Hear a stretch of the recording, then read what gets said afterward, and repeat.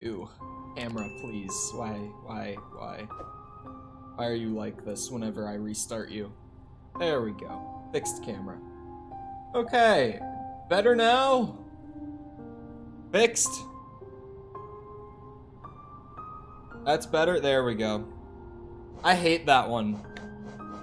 It's actually just such a pain in the ass. I forgot about the whole God Home thing. Okay, interesting stream start. Yeah, well, we started and then audio thing, and I had to fix it. There we go. Get the shake open. Caffeinated protein shake. Oh, it tastes terrible. Always. So now I remember. I was just like doing these bosses to practice for Pantheon 4. I went through on just like the normal version to refresh myself, and now I'm just going through and fighting the hard versions to get adjusted again for Pantheon 4. Do it now? Give me after this one, because now I've already started this. Oh! It's also been a week since I've played Hollow Knight, and like 3 days since I've played anything on a controller, so... Ooh, ow. Okay, ow. The warm-up process will be maybe a few minutes longer today. Do Zote 6 for an hour. Where have you been? Not in Minnesota. Smile.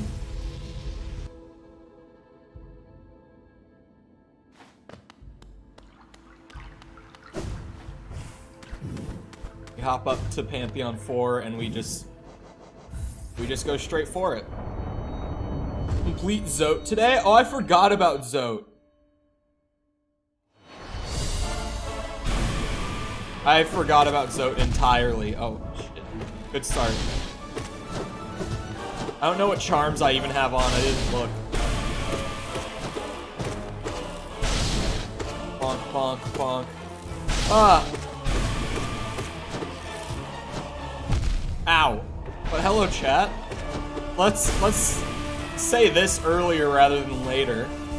For people who aren't up to date with the Discord, who don't really keep up with it, I have been talked into buying, what's it? Cult of the Lamb.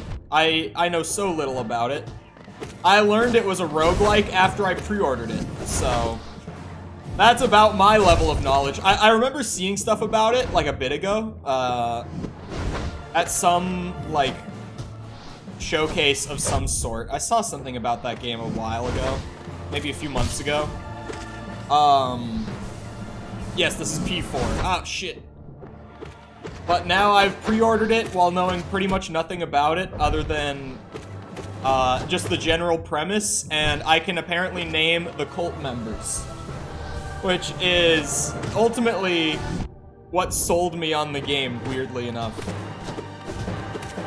I just realized the potential to meme with, like, naming cult members people from chat, and just the chaos that can inevitably come from doing that.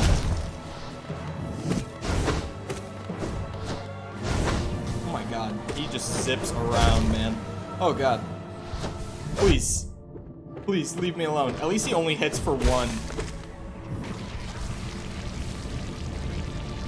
The Cholt, yes. No money, it'd be like that. Oh.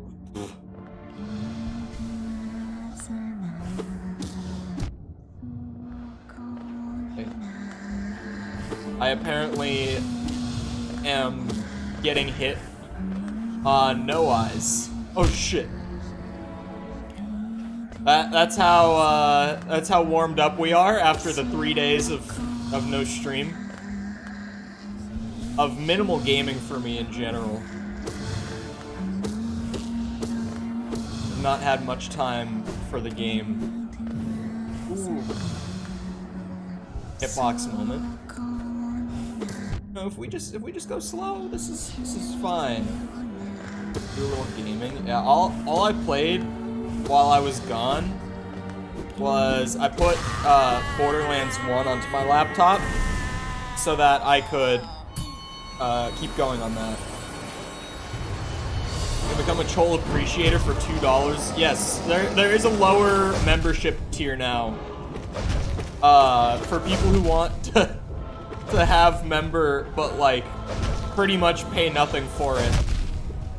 It doesn't get anything fancy, but you get the cool badge, you get Discord role, you get the emotes to use on the channel, all that stuff.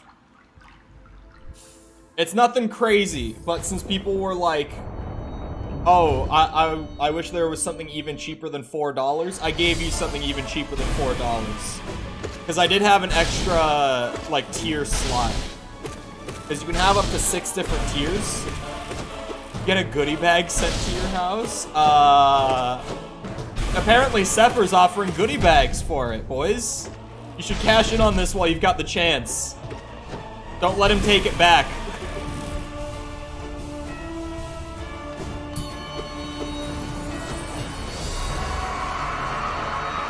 It's a steal? That's what I would think. I mean, again, it's not like you get, like, all the more unique tiers, or sorry, not tiers, rewards. But you know, you get all the like Twitch subby things pretty much, like emotes, badge, Discord role. You don't get any stuff that's like unique that you wouldn't get from like say a Twitch sub, but you get all the more standard stuff for the tiny bit. Ugh. Ah! I'm not paying enough attention. For an opportunity to harvest organs. I also just haven't been speaking as much. Because believe it or not, you have to take my word on this, I'm significantly quieter off stream.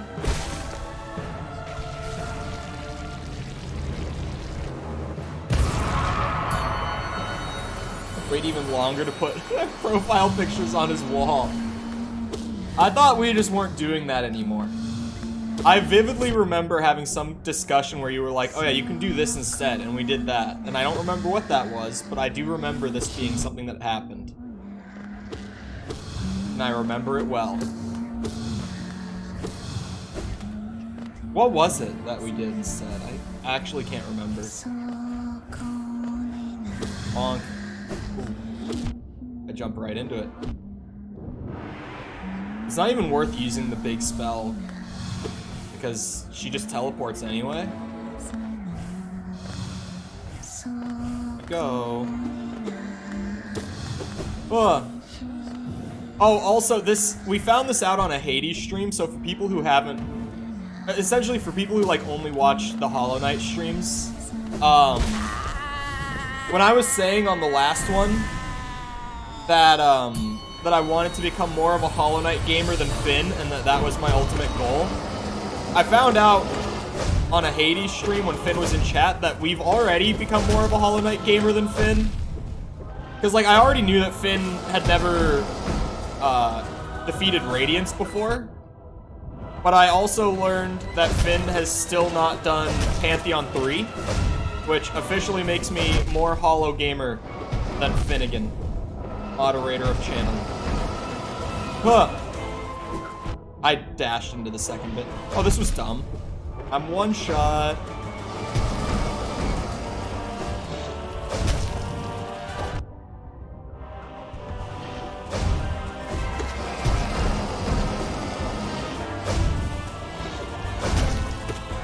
I hate relearning mechanics while I'm not even, like, good at the game. Oh, shit. Oh, we win? Okay. Oh, yeah. Finn also hasn't beaten Nightmare King Grim. I forgot about that one. I thought there was something else. If you're struggling a bit, you could come back later. Get your soul and then quit to title. You'll be on the... Oh, you're not talking to me. I was like, huh?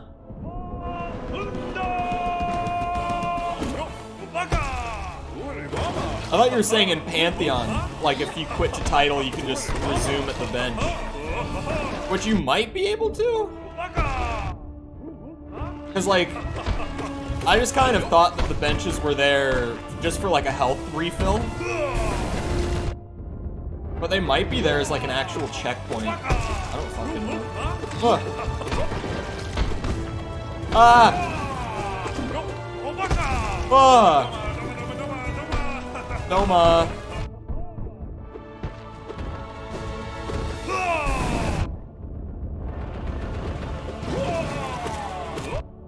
Ow. Please. Please, sir. Don't let me die to the dung defender.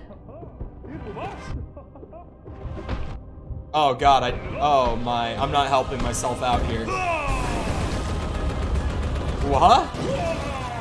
I mean, I'll take it. Oh.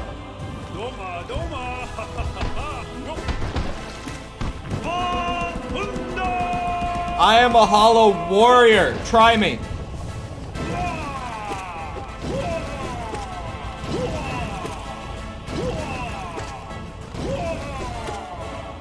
Oh shit.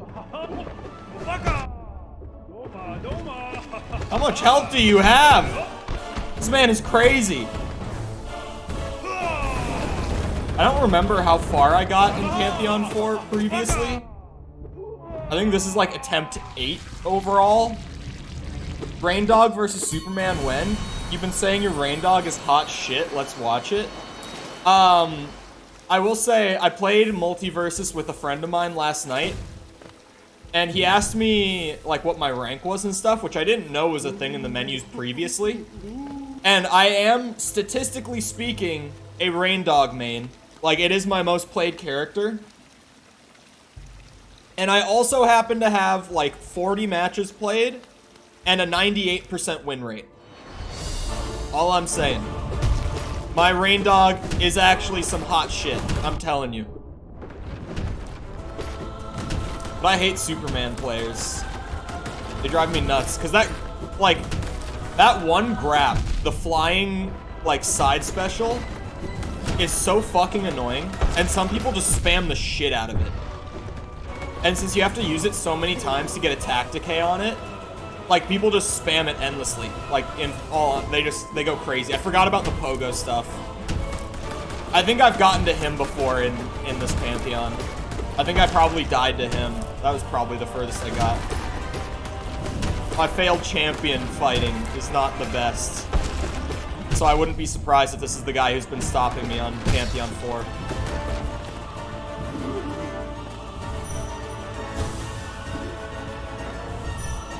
Superman players love their air special. Dude, actually, it's just so fucking annoying.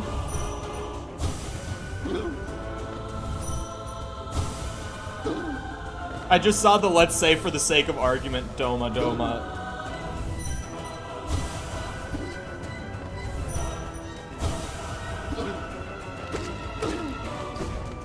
Outside of Hollow Knight, what other streams are you going to do? We've been doing Hades. This week, Cult of the Lamb is coming out on Thursday, and we're going to be playing that. And the Spider-Man remaster PC port also comes out on Friday, and we're going to be playing that. So those two will be like the main games for the next week or so once they both come out. I don't know how long either of them are. It could be longer or shorter. Well, I have a rough idea on the length of Spider-Man, but I don't really remember it that well. I just realized I was trying to like get away and heal. I'm out of soul.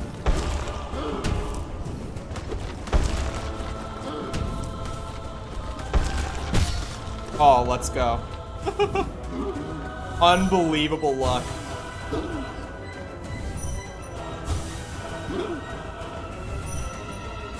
Warning, he sucks at Hades? Alright, bro. I don't want to hear the slander.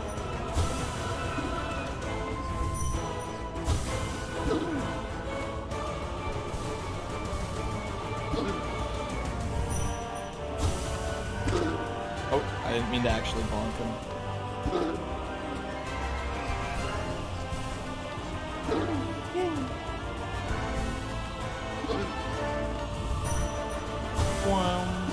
I've played like 3 matches of Multiversus ever as Superman, and I would easily say that all 3 of them have been some of the easiest matches I've played. Aside from like playing as Finn, I would say Superman is probably the next easiest. Oh, and like Shaggy, but then Superman's probably the next easiest character. See, I am a Chad Multiversus player. I am a Rain Dog main. That makes me a Chad. An absolute Giga Chad, even. He's honestly just the most slept on character in the game, like by far. Not even close. I don't know why people think Rain Dog is shit. Because his combos are fucking crazy. It's just that they're not like super easy to pull off. So I think people probably just think either people think the barrier is too much, or people just haven't gotten past the barrier to really be like, oh wait, Rain Dog is actually crazy. Yeah, I've not gotten to him in Pantheon 4. Rain Dog is just spamming fireballs? No. If that's the Rain Dog play you've seen, you've played some really shit Rain Dogs. But hello, Daniel, how's it going? Oh god, how wide does this go? Okay, that's about as wide as it goes.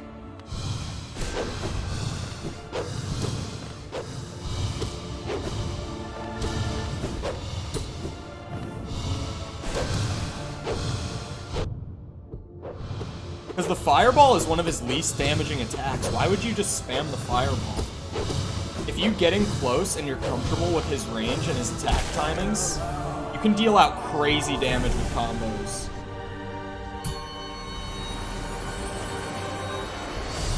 Not good at all at KOs? That's true, though. Actually, he does have one attack that's a really good spike. But, like, for the most part, that's pretty true. He doesn't have any attacks that are good for confirming kills.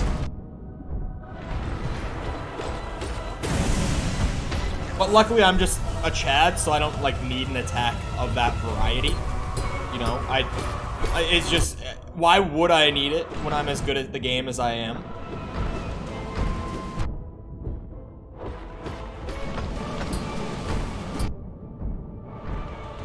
This is the 7th boss? I don't know, honestly. I have no clue, and I also don't know how many bosses there are per Pantheon.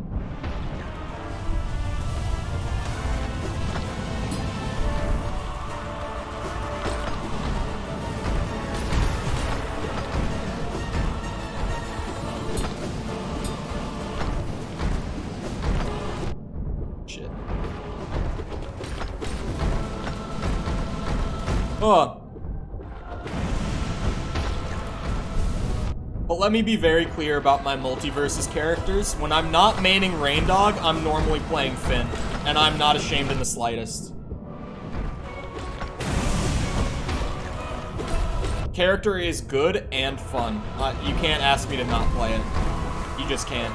There's no such thing as a gentleman's agreement in gaming anymore.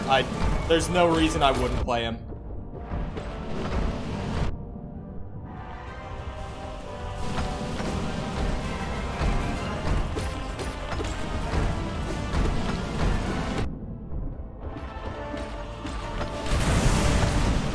Oh, I thought I got both of them in one attack. I was like, that was pretty dope.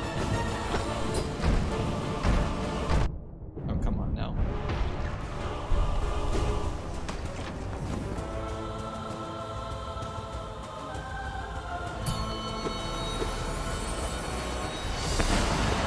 Wait, that was the 8th boss?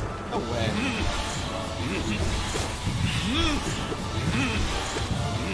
This is the actual, like, dangerous version of him, so I need to not play dumb with him, like I can be known to do.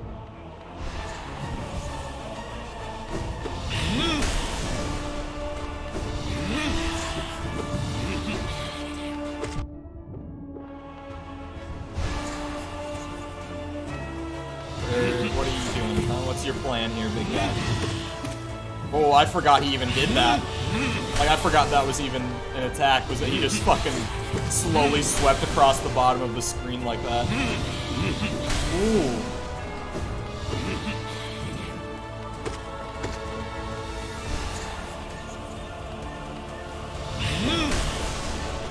Come here. Ooh.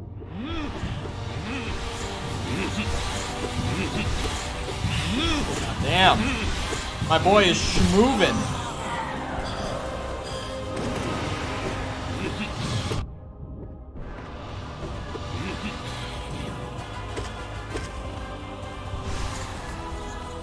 I heal. I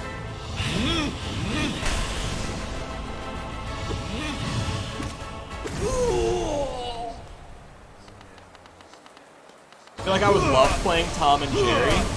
I have my friend who's got like 40 hours in it already. He has started learning Tom and Jerry and he really likes them, but he's a Bugs main. And let me tell you, 1v1ing him is just not fun. Like, for me or any of the rest of our friend group. Because it's like, we've all been playing the game just casually, but this dude is sweating his ass off. He's got so many hours, and he's a Bugs main. And so you 1v1 him, and it's just not fun. Wait, this is the final boss, right?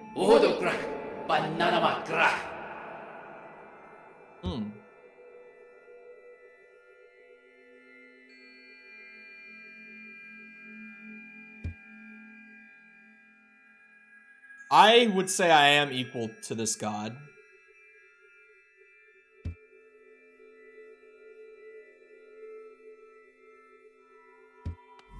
Okay. We go.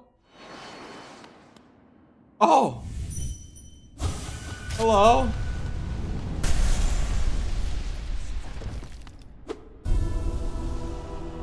Pure Vessel? How much damage is he gonna deal? Was that 2? I think that was only 1, actually. That was 2. Whoa! Okay, I see what is going on here. He's like... Okay. Oh, it was 2. Oh, fuck me. Whoa. Whoa. I see what's going on. He's a combination of Hollow Knight and Radiance, then.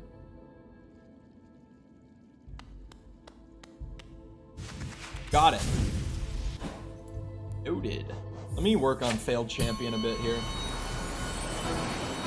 Send around the Failed Champion story. A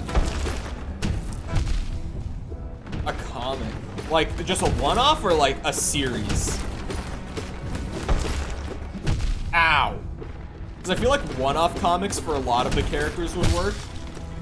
But I don't feel like you could do like a whole series, unless the lore is way more in-depth than what I understand. They're just so unfun to 1v1. Tom is fine. I can 1v1 Tom, but Bugs is annoying as fuck. Because Bugs between the safe and the rockets can just like pretty much take up half of the fucking arena worth of real estate at any given time. Because, you know, you just have to stay out of certain spots unless you want to take big bits of damage. So I hate it. You have now met another one of the big 3? He's on par with Nightmare King Grim, you think?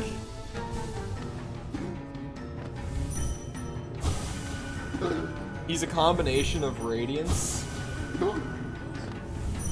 Oh,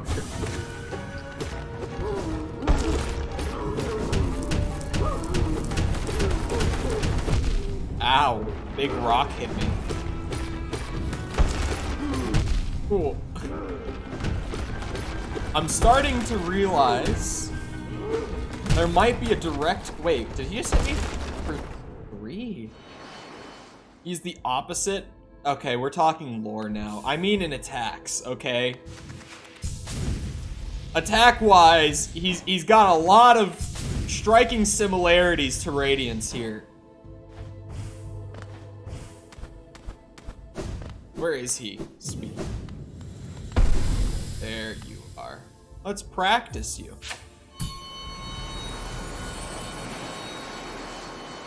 I got to 235 and Onslaught on Nuketown. Why? And Gorb.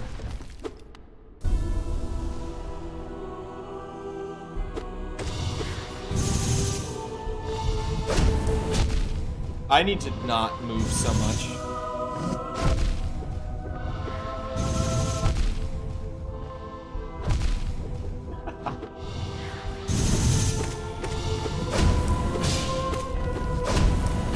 Oh, I stepped into it.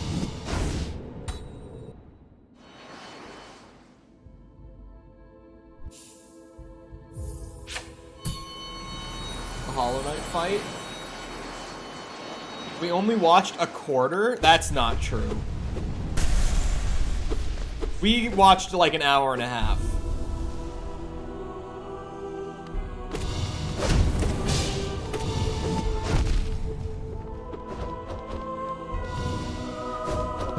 Oh, there's 3. Okay. Damn you. Ugh.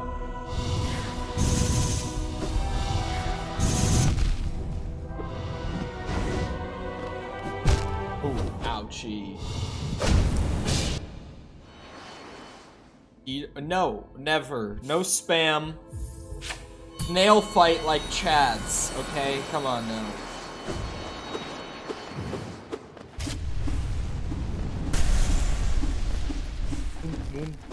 Come on. I hate that I'm gonna have to watch that intro every time. Yeah, I need to dash into him.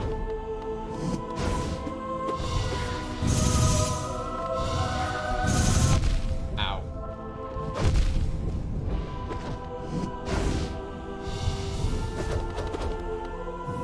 What am I doing? Leave me alone. I'm just trying to learn, man. Are you planning on doing Path of Pain before or after P4? I haven't even really thought about Path of Pain because I haven't found it. So probably after.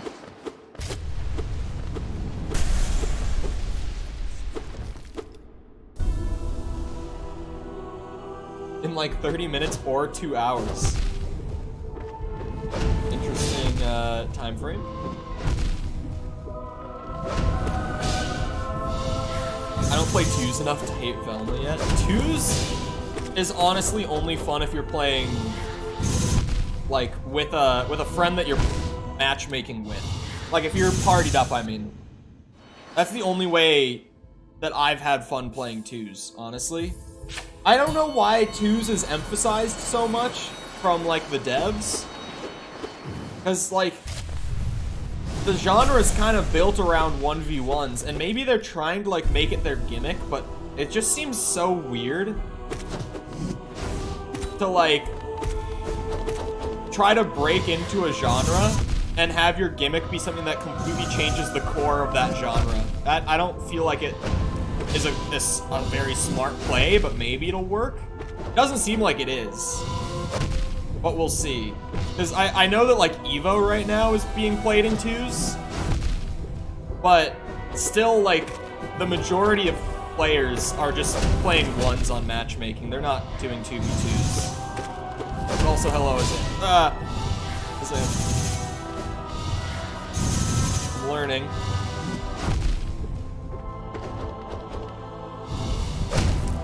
Progress.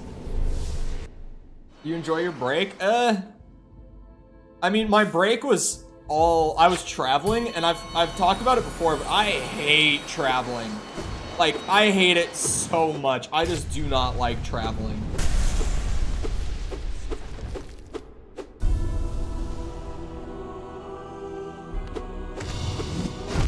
Oh my god. I can't figure out the timing on that lunge.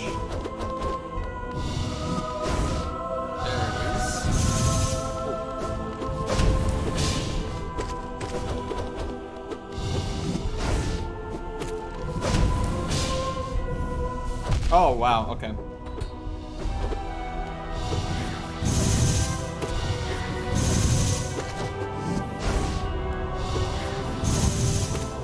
Maybe I will spam D-dash just a little bit.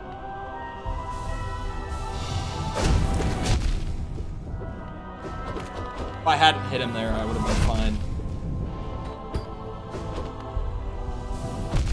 Fuck off!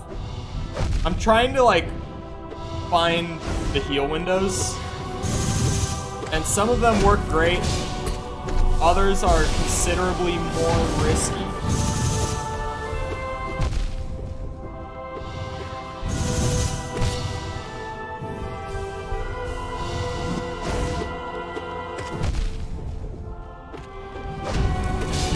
Why did I do that? Why did I get so... yeah. Oh, D dark. Use Sharp Shadow? I feel like it's not worth taking off any of the other ones that I have right now. I hate airplanes. I hate every part of the airport.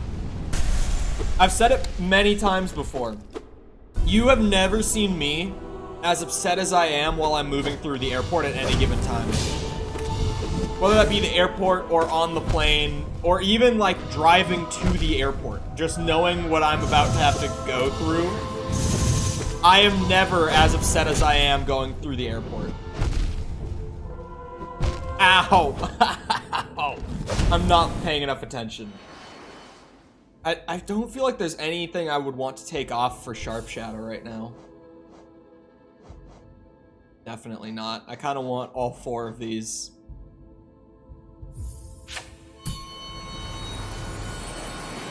Wish they let him keep the white cape. Honestly, yeah. I'm kind of with you on that.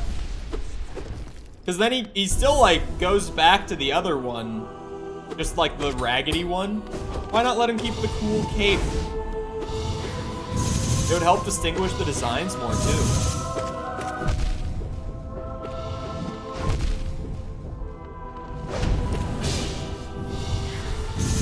Ow, you motherfucker.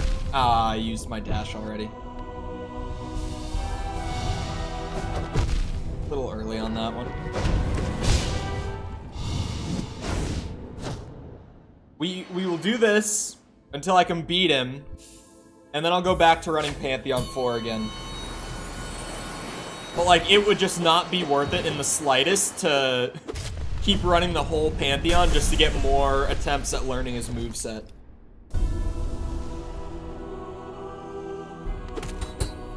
He has his other arm in this fight. Now that you say that, I never noticed he only had one arm. This is the first I've noticed that in the normal fight with him, he doesn't have it.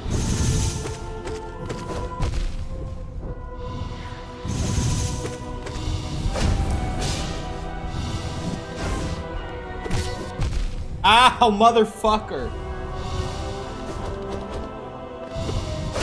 Ugh, fuck off!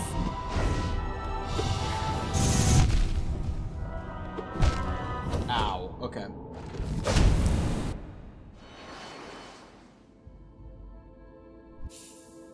Attuned. Can't wait for that one, or until he finds that one. Still mortified. Guess who's on alive? Hello, Pain. Welcome back. Ooh. Ah! Ow.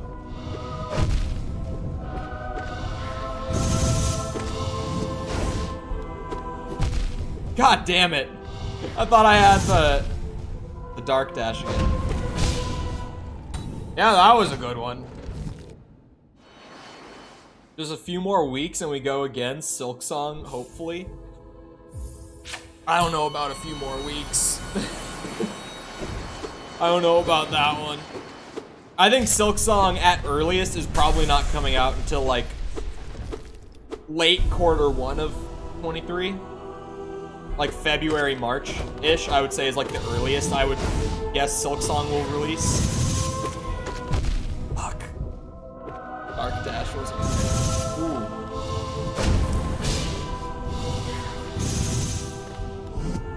Ow! Why? I stepped a little further when I didn't need to. Bruh. I don't think it's coming out until next year. Yeah, I think it's gonna be a bit. Cause like, if it was coming out anytime in the next 3 months, we would have a release date, you know? It's just kind of the nature of things. Like having another Shadow Dash, yeah, but you have to get it off soon enough. Like, you have to prep it in order to actually use the iframes. Damn you. Ow!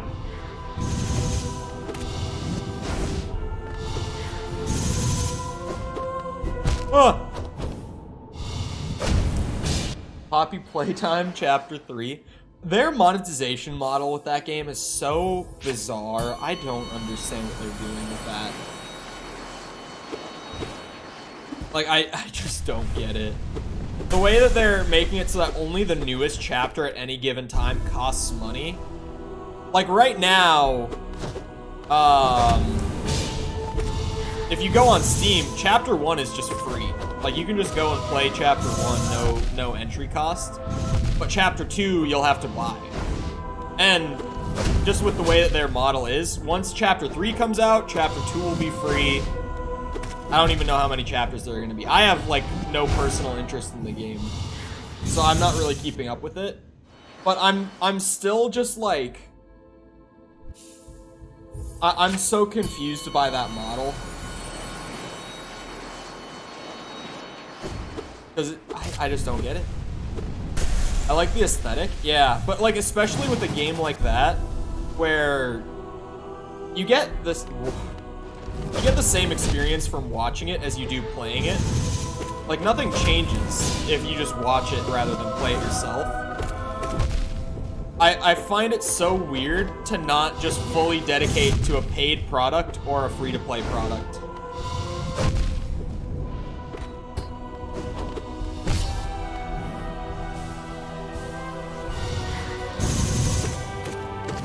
Because I think the hope is that now that there's a free chapter, people will play Chapter 1 and want to buy Chapter 2 off the back of it.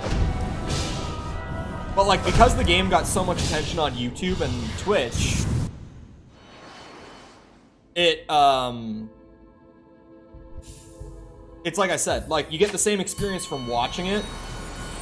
So it's kind of like, why would you hinge on the free chapter making people buy it if even the paid chapter right now, I can just go watch it? I don't get the model. I think it's a really weird way to monetize that game. I'm struggling to find the words for it right now between sweating my ass off on this boss.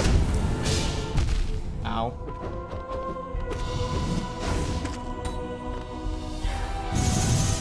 Luck. Shit.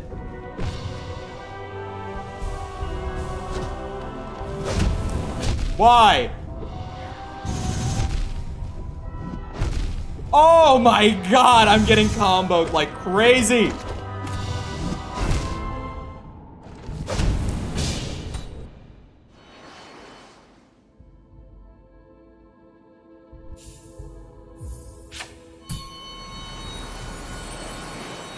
Screamed so hard the ghost got pushed back. Wait, I didn't see that before.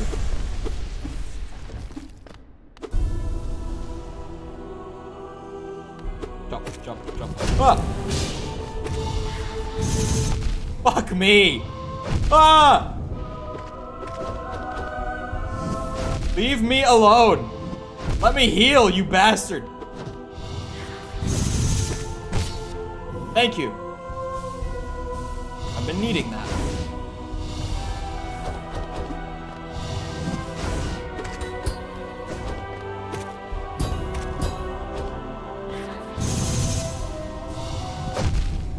So jumping good in this fight, huh? Ow.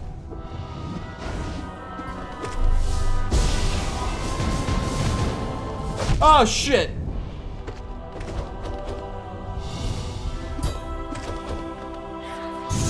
Bad timing. Fuck, I should've... Oh! I should've dashed into him.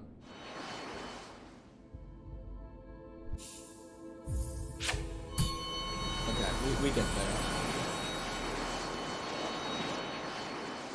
Speaking of pain, just from understanding that Palace of Pain is a platforming challenge, supposedly worse than the what was it, White Palace, I think it's called? I think I'm good. Ow! God damn you!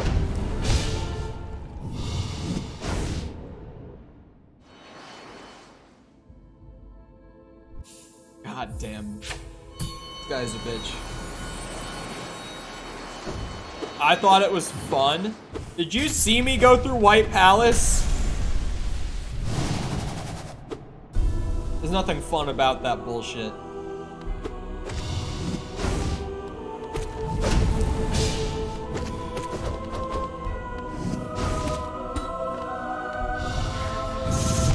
Oh, come on now. I got hit in the fucking toe. Oh no! I was a little late to the party on that one. Damn, I keep hoping for luck and I don't know why I am. Took me about 3 hours. The payoff is really not worth the stress. Is there an achievement? Because I know that there's a bunch of hidden achievements that I still don't even know what they are. So if there's an achievement, I've got to do it if there's an achievement. Ow! Ah, you bitch!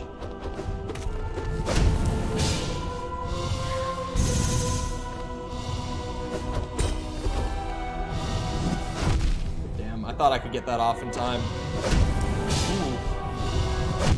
I'm a little dumb for that.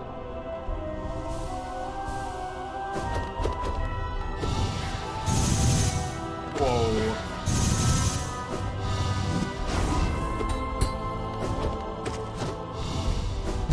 Oh, come on now.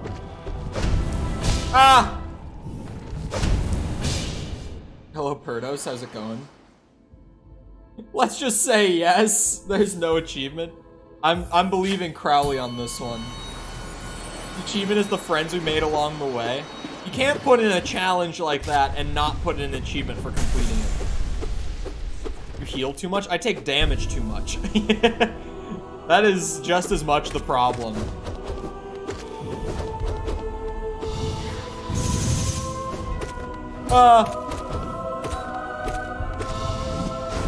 Ow. I wasn't ready in time for that one. Just don't get hit. Oh. Oh! Yeah, I take damage too much.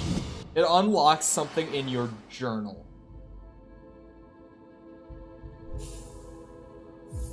That's the reward. They give you a journal entry for completing it. Come on, you big bitch.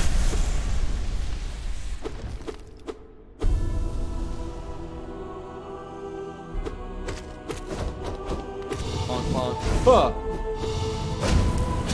Ow.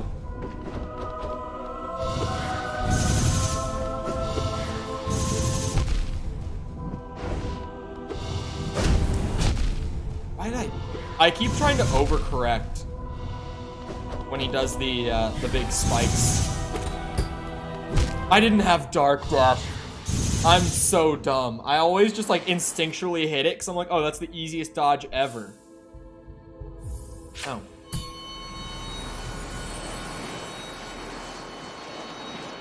Most people think it deserves one. I generally am of the mindset that if you put a challenge in your game, there should be an achievement for completing it. So I would, even without having seen it for myself, I would agree with the people who say that it should have an achievement. Just off of like the merit of what it is. It's like, yeah, that should have an achievement. Dumb bitch. Oh, he teleports. Somehow I just always thought he was moving really fast. Fuck me. Overcorrection.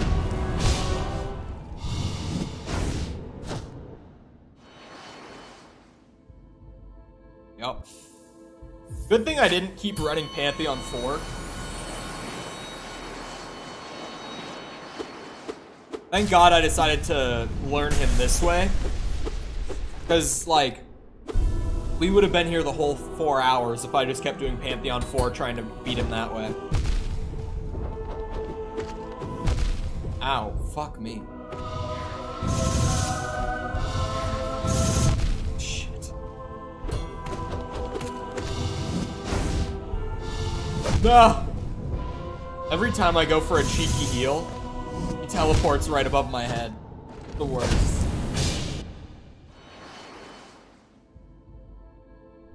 Get an achievement for doing the journal, though? Yeah. Yeah. Did you do a speedrun? I'm gonna have to do a speedrun of this for 100% achievements. Where's the mods? I think Mikkel is here. And Sepper's just away for a few minutes. Ow. The rest of them, I don't know. Oh, well, I guess, like, Finn's laptop charger broke.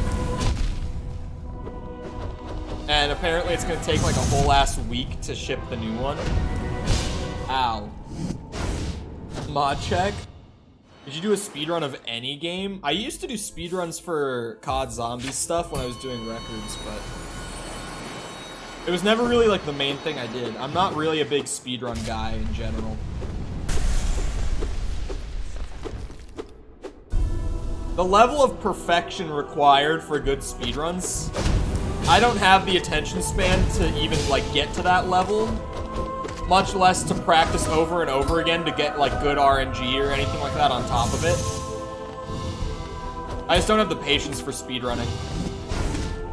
But the speedrun achievements for this game don't seem bad at all. It's like, to get both of the achievements, it's like complete it in under 10 hours, I think, and in under 5 hours is the other one, if I'm right.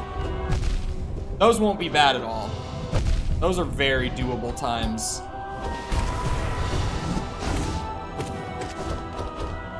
Because, like, other games I've had to speedrun for achievements are, like, you know...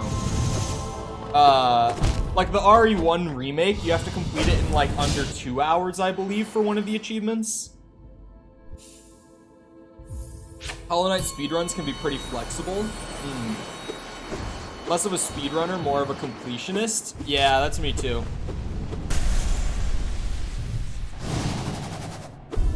I like doing specific, like, individual challenges rather than, like, replaying the whole game over and over again just as fast as I can. Like, I think this DLC is great just because I really, really like challenge content, so to speak. Which is pretty much what this entire DLC is. It's just one giant piece of challenge content for Hollow Knight. I keep overcorrecting myself, dude.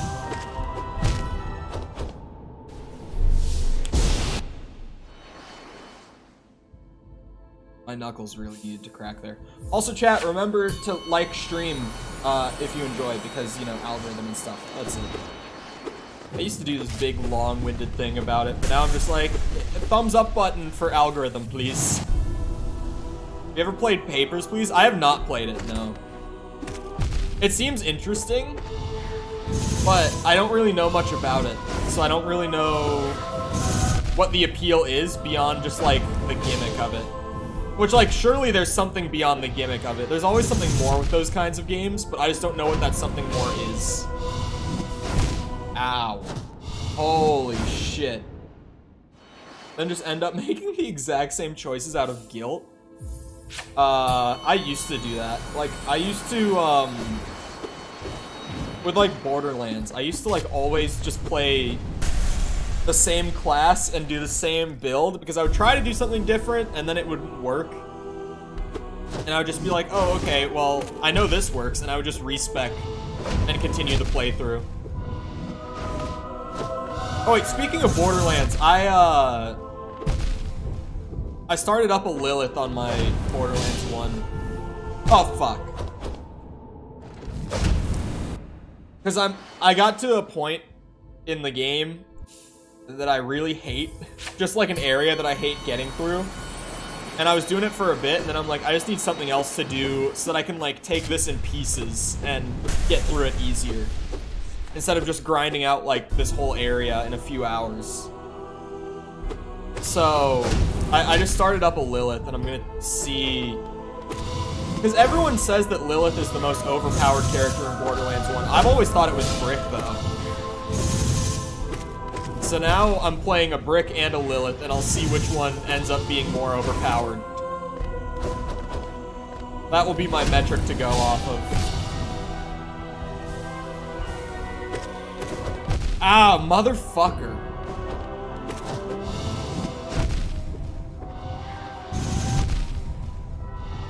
He's so hard! Oh my god.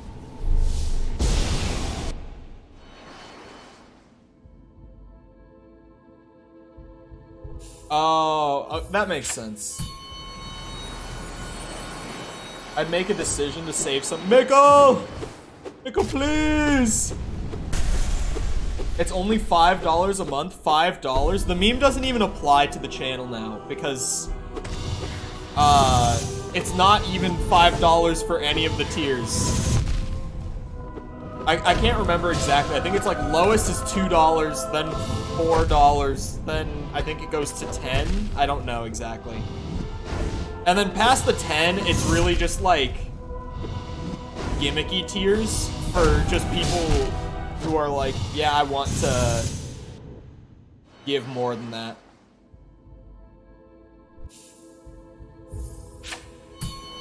Bots aren't very active today. Don't start too soon. I think I got to 30, but haven't had a chance to pick it up again yet. I played it like for the hour or so a day that I like would get back to where we were staying after visiting everyone, and I just wouldn't be ready to sleep yet. So I started a Lilith that I'm like literally only 2 hours in on, like level 15 or something.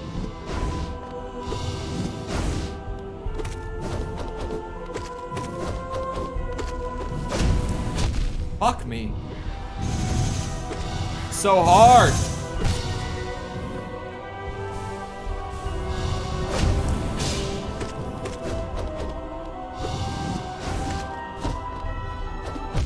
Oh shit, I tried to parry it, didn't work. Damn you. Oh, I dashed in the wrong direction. I almost took a death because you're screaming my name. My boy is playing Multiversus while moderating the chat.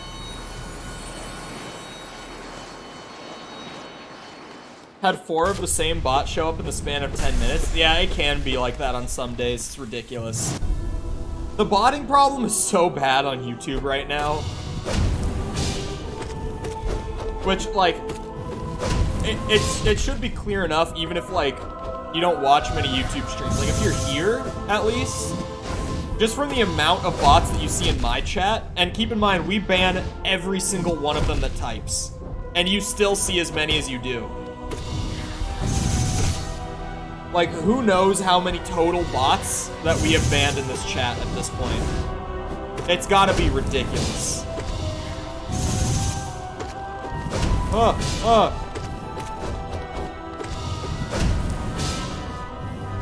Bad timing. You need to be pretty early to get a heal there. It's not as lenient as Grim. Fuck me. No. Oh, I'm dead. Great. YouTube and TF2 bots. Avelma, Bugs, both level 18, mirror perks, matching names. Awesome. That sounds so fun. YouTube has no incentive to fix it. I mean, yeah, but like, you could say that about any platform. And most other platforms fix it. Like Twitch, right? Like, Twitch has no actual reason to fix it, but they do. Like, the only reason that any platform would have to fix it is just for, like, user experience. But a lot of platforms still fix it regardless. It's just that YouTube is like, does it affect the bottom line? No? Alright, we're good then. Don't worry about it.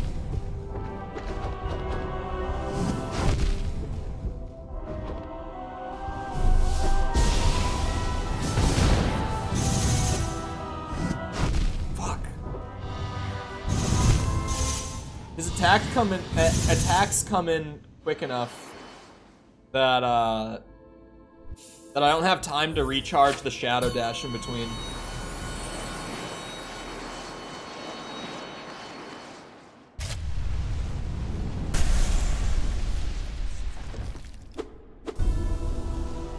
TF2 not fixing bot problem. I thought it had gotten better now. Am I wrong? Not a TF2 player again. So I genuinely just don't know most of the time what's going on with that. Ow!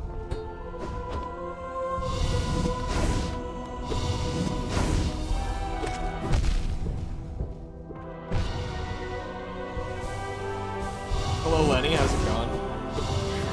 Welcome back. Oh, fuck!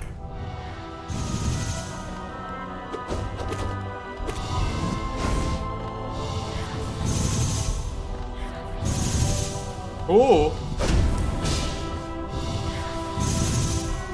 Oh.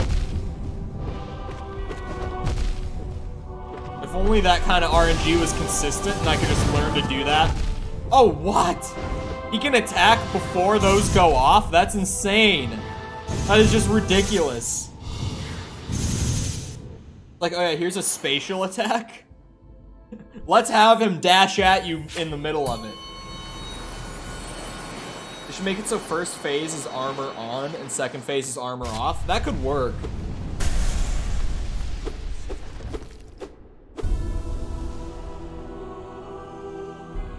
The bots were spamming like racial slurs. Well, while it might not be slurs, because YouTube has like their auto filtering system where it's just like across the entire platform, if you type certain words, it just won't send it through. On YouTube, they still have like, there's the whole thing with like Jacksepticeye's channel where there's a bunch of bots that just like spam his comment section on every single video with stuff about his dad that died a few years ago. Just like horrific shit about his father that died. It's why he's made like 4 videos now or something calling out YouTube on it. And still just nothing. The hub has an insane botting issue. You mean Orange YouTube?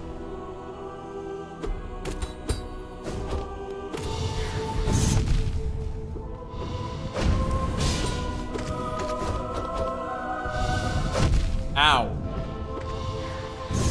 Ow. Why do I keep trying to get aggressive with him when he's doing the shooty attack? I should just not. Okay.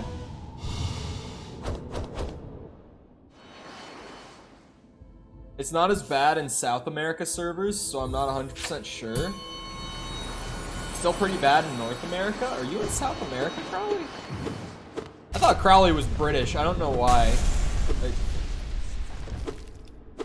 I guess I just kind of assume a lot of people are British on my channel now, since it's like second highest demographic just by country.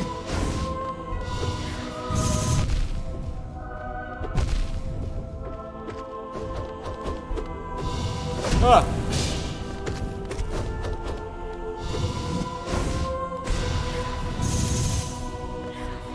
Brazil? I don't know why I thought you were from the UK. I feel like those are 2 very weird countries to get mixed up.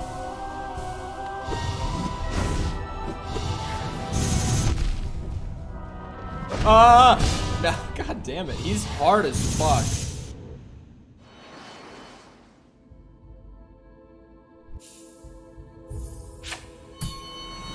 Basically the same person.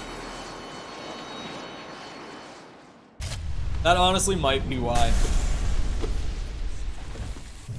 Whoosh. Oh, chop. Those are 2 very weird countries for me to get mixed up. Because I'm sure that at some point it's come up that Crowley's from Brazil. There's no way this is the first I've heard it. But just in my head, I thought Crowley was in the UK. Oh my god. I keep doing it too. One in 10 people think HTML is an STD. Is this a true fact or is this just a meme? We're going to Brazil. That was one of the funniest memes for a bit. Like the you're going to Brazil. That was genuinely a really... I always just remember one of like the... From Despicable Me, when he has the minion like float up into the moon or whatever. I can't really remember the scene all that well, but I remember the minion like floating up into the sky. I saw like that clip just captioned, "You're going to Brazil." I read it in a book? Oh, then maybe not. Minion sweep, do not start. Do not start with the Minions memes. I still can't believe that genuinely they paid Yeet to make a song for a Minions movie. Because me and my friends like joke about Yeet, the rapper, all the time, because he's not good.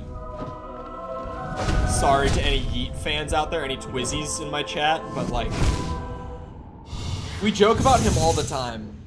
And then they started saying like, bro, the Yeet Minions song, and I thought it was just like a meme. But like, I thought they were just fucking around. But then one day, one of them was just like, wait, no, it's real. And I was like, what? They actually paid him to write a song for the movie? The first movie is good. Everything after that is just insufferable. I've only seen the second and third ones, though. I haven't even seen the Minions movies, but like, from what I've heard, people like the Minions movies even less than like Despicable Me 2 or 3. So, surely they've got to be pretty bad. Attic, hopefully I'm saying that right. I know I'm not, but thank you for the sub. I appreciate it. Oh wait, I just did Ascended. Is it laggy? Anyone else in chat having lag issue? Link's first ever film at the cinema was the new Minion film. Was it good? Oh my god, he hits for 4. Oh god, it all hits for 4! Okay. Okay, it's just buffer lag then. Buffering lag is perfectly fine. Actual stream lag is the bad stuff, where it's just like stuttering. This boss is fucking hard. Come on, this is the run. Oh god, that's a good way to start the run. Damn. I thought I could get the triple parry and suspend myself over his head with that. Oh. No! Not as hard as Zote. Do I still have the Dream Nail thing up there? I do. Dreamgate. We could probably go do Zote.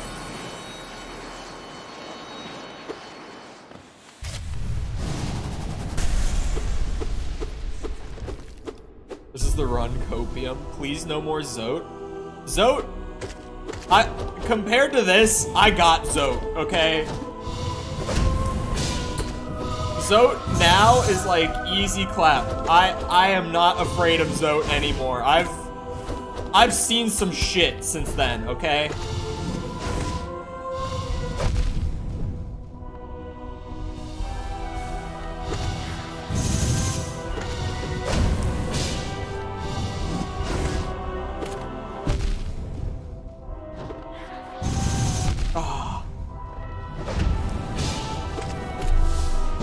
Oh, that hurts.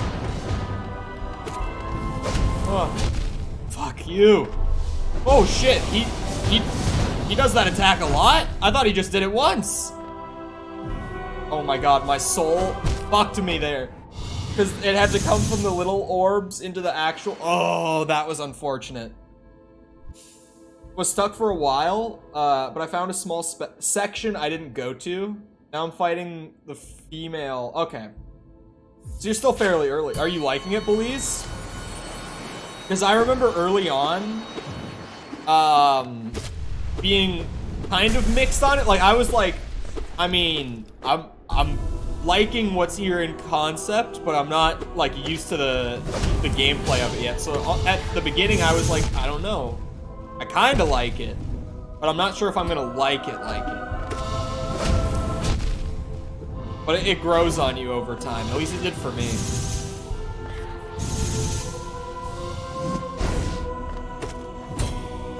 But I'm also just not a platformer person. It's normally not my genre, so that might have had something to do with it for me. Other people might like it more easily just right off the bat than I did. Oh. I almost just went straight over the whole thing. That would have been fucking badass.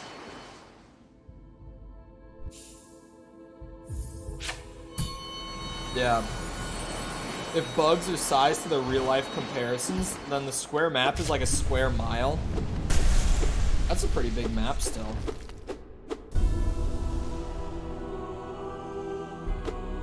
Trust me, Belize. Like, early on, there are some bosses that seem really hard, right? At least ones that seemed hard for me. And now I'm just like, can we go back to those ones? We're in the final DLC, just doing like challenge bosses and gauntlets of boss rushes, and I'm just like, can I go back to like early game boss, please?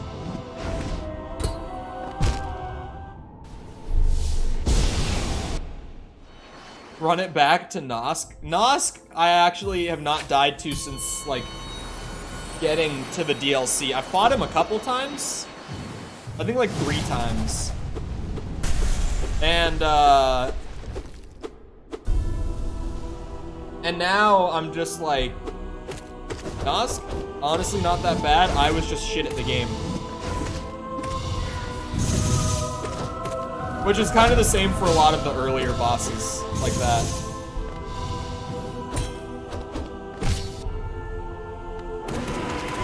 Dumb bitch.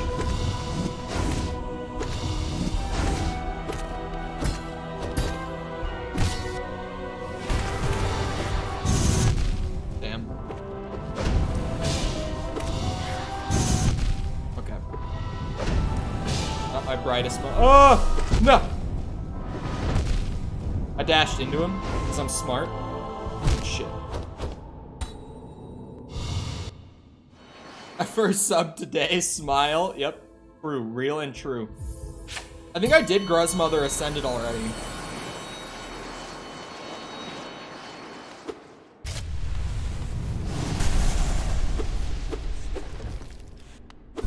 Come on. Let's see what you got.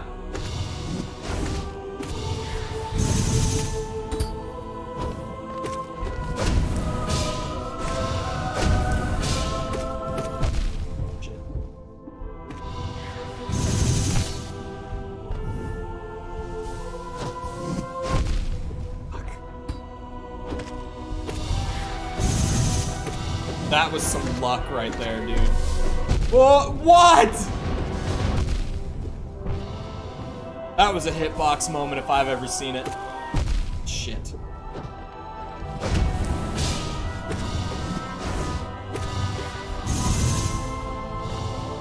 God damn it. I sometimes just choose the worst moments to heal.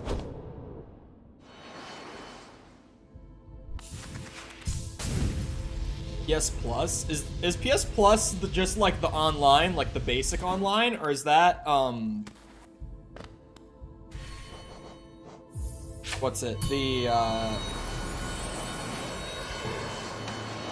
one with like the games and shit. I'm gonna do this. This will make me godly at Pure Vessel. You guys don't even know. I'm gonna master the Gruzmother.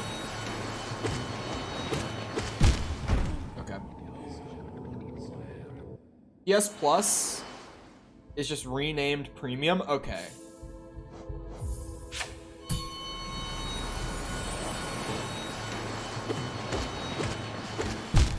Bruh.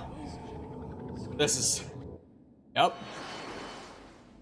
Yep. One-shot bosses. Oh wait, no! Oh my god, I just did the normal one.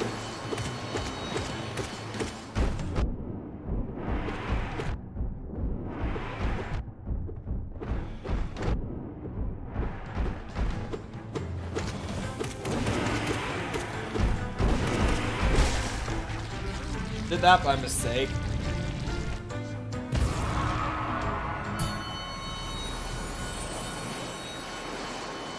Get more games? Interesting.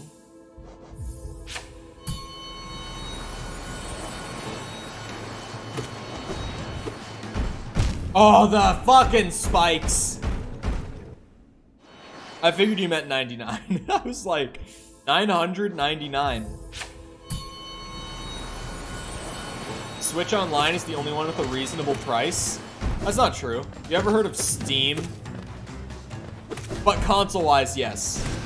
I only bring up Steam because Steam accounts are literally free. You get all the online features, all that for free. Steam is some good shit. You don't have to pay to change your name on Steam either. And they allow duplicate names on their service so that, like, my Steam username can be balls, even though I'm clearly not the only person on the platform to have it.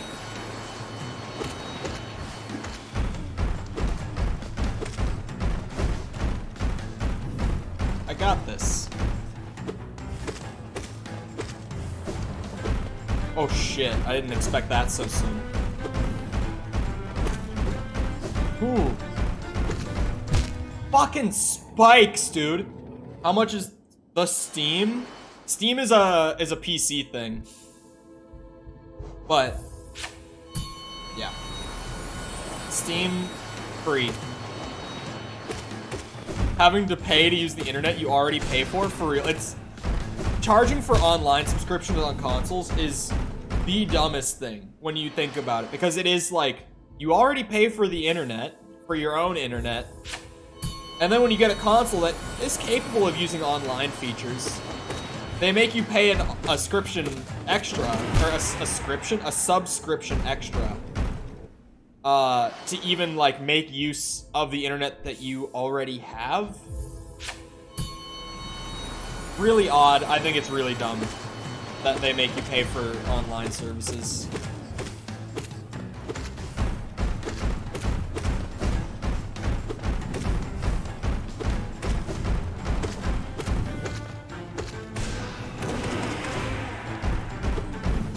Okay.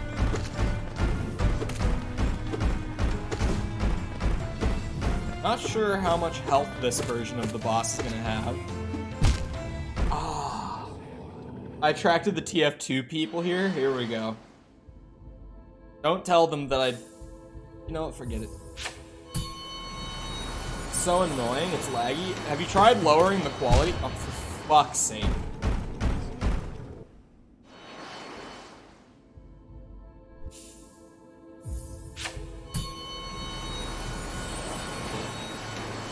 No straight roads? I've never even heard of that. What is that? Ah! Leave me alone!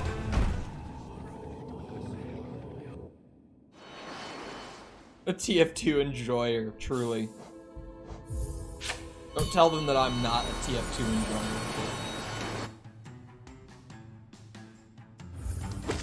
enjoyer. Smart idea, Cole. Go into the one-hit boss that just bounces up and down the entire screen with only one hand.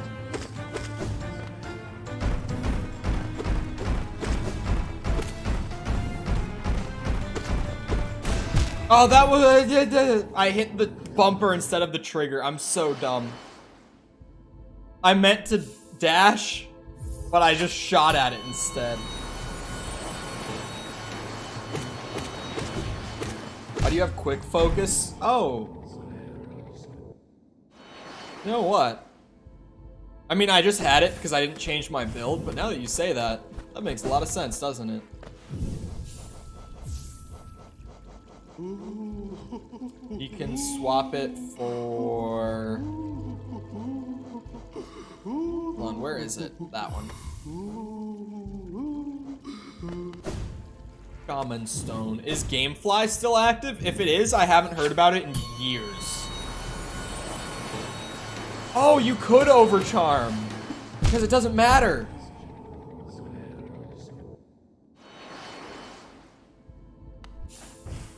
Hold on now.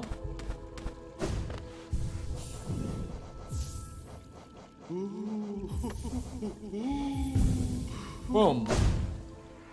Look at that.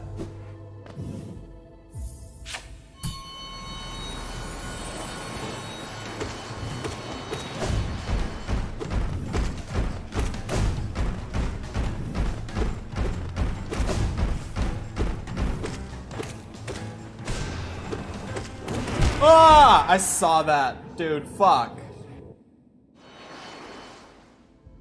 You'll die twice. Oh no. You die twice, it deletes your save file. I feel like this is a meme. Those two messages came too close to one another for this to not be an already established meme. Oh, fuck off. I feel like that boss is the average Discord moderator. You have any words, Mikkel?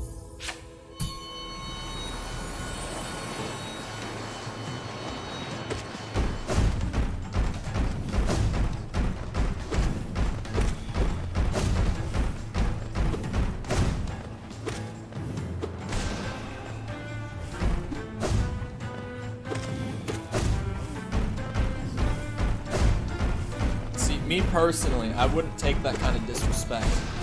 Oh my god, I almost hit the bumper instead of the trigger again. Certified troll moment. Leave me the fuck alone.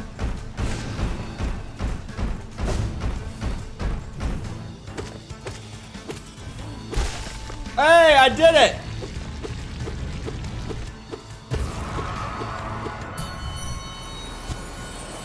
Now I can say I have mastered the gruzz. First try. Real and true. Is Vengefly bad on Radiant? I feel like this is gonna be even worse. Okay, yeah. I'm good on that. You know what? Let's go back to the boss that I should be fighting right now.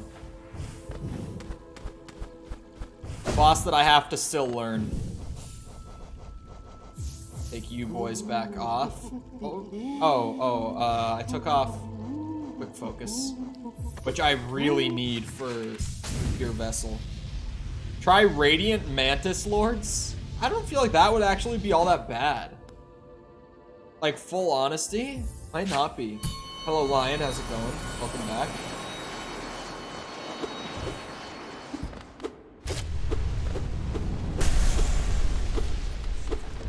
Come on.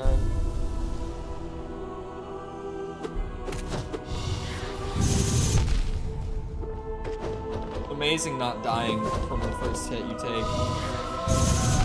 Ow.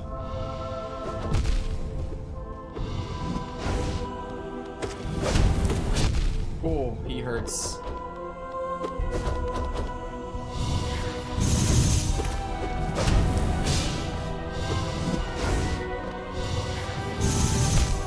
Ah, fuck.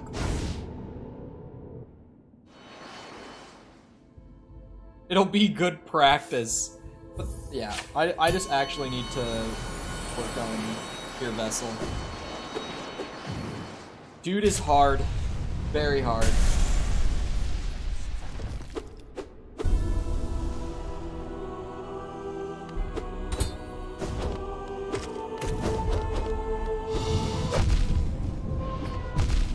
Oh, why do you have to bounce up like that? Fuck me. Oh my god.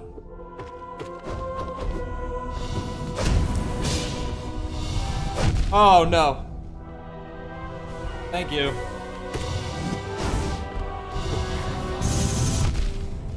Fuck. Fucking shit. He's so hard. He's so hard.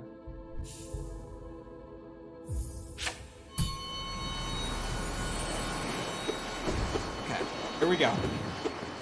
Come on now.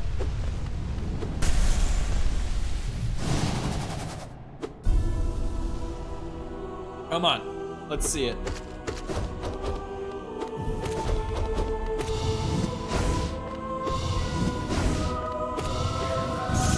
Oh! Ow! Damn you!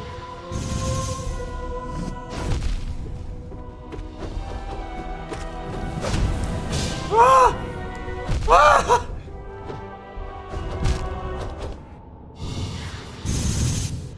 Bought pure vessel and no, fuck off. That's not real. No one has ever fought Pure Vessel and Nightmare King Grim together and won. Maybe they fought them together, but they did not win. That can't be real. If they did, that man has surpassed what we thought of peak human evolution. We need to be putting that man on, like, special forces. There's something probably biologically engineered about him.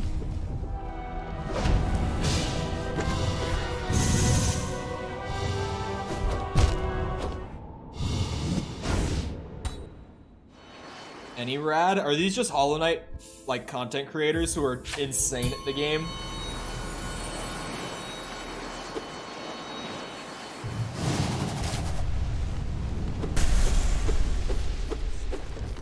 Come on.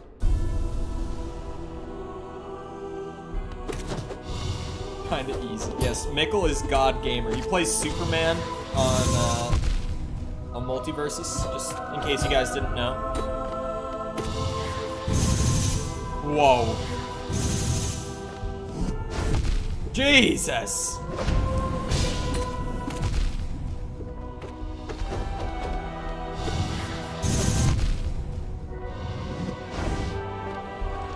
Okay, death.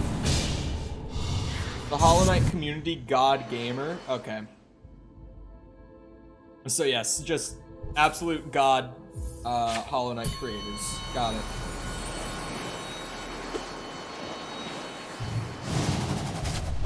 Come on.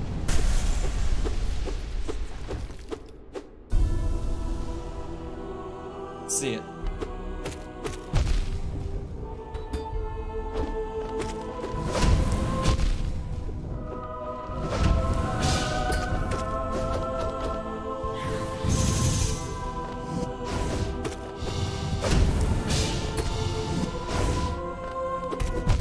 Oh, my dash wasn't ready. Oh! I jumped into that. I would have been fine.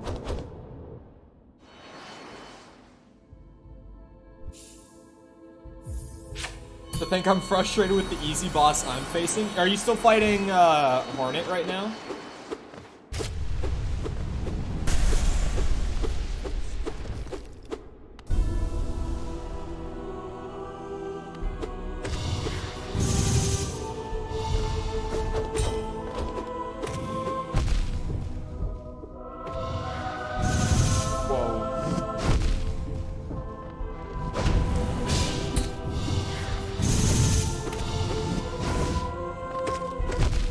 God damn it.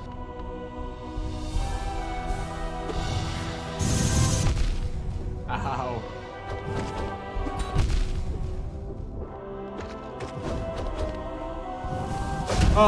Oh, I almost pulled off the risk. Okay.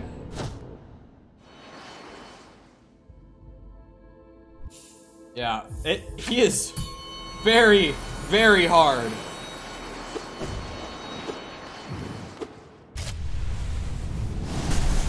Yeah, that's Hornet. That would be her, definitely.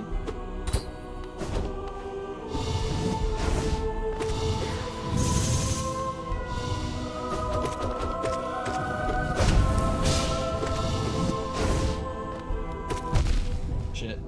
I see him wind up for that, and I try to like jump over him to pogo it. I just can never pull the timing off. Wait, I should have dashed into him. What am I doing? That was a heal window too, man. Ow. Oh, we're doubling that one up now? Okay. Just dodge and hit him. Yes, just dodge and hit. You know what? I'll go back to Vengefly on Radiant.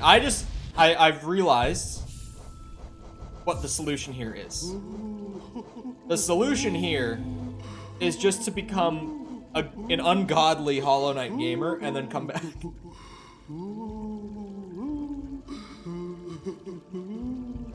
On now. What? If I'm getting one shot, I guess Shadow Dash and Shaman Stone is a good bet, honestly.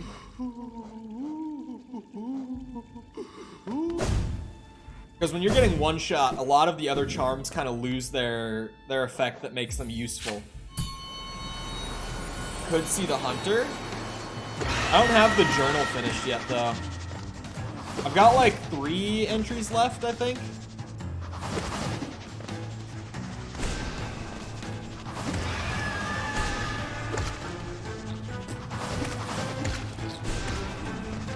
Come on.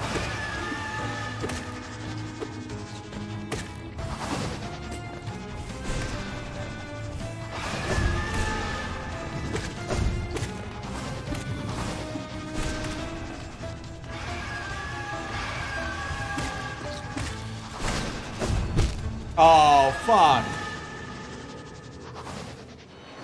You get progressional rewards from him? That's a good question. I haven't gone back since I got the thing.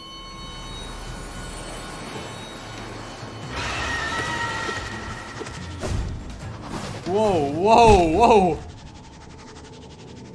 You could do Radiant Mantis Lords? I don't think I've done the Ascended on them, honestly.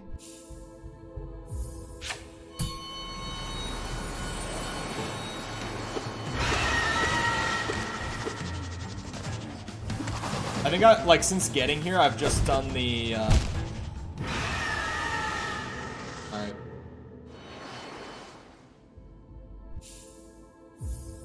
I think I've just done the normal version.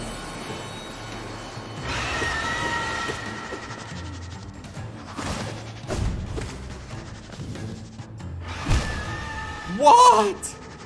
I thought I was high enough above his head, but apparently I was very wrong. If I can get enough Radiant bosses under my belt and I still can't beat Pure Vessel, then it's just not meant to be. We'll get there eventually, but that's gonna be the indicator of like, yeah, this is gonna take a lot of effort. Surely there's gotta be some sort of achievement tied to doing, I would hope not every boss in the game on Radiant, but like a certain amount, maybe? Yeah, there's still a bunch of hidden achievements that's just like, who knows what they are. It seems like literally anything that could be spoilery gets tied to a hidden achievement.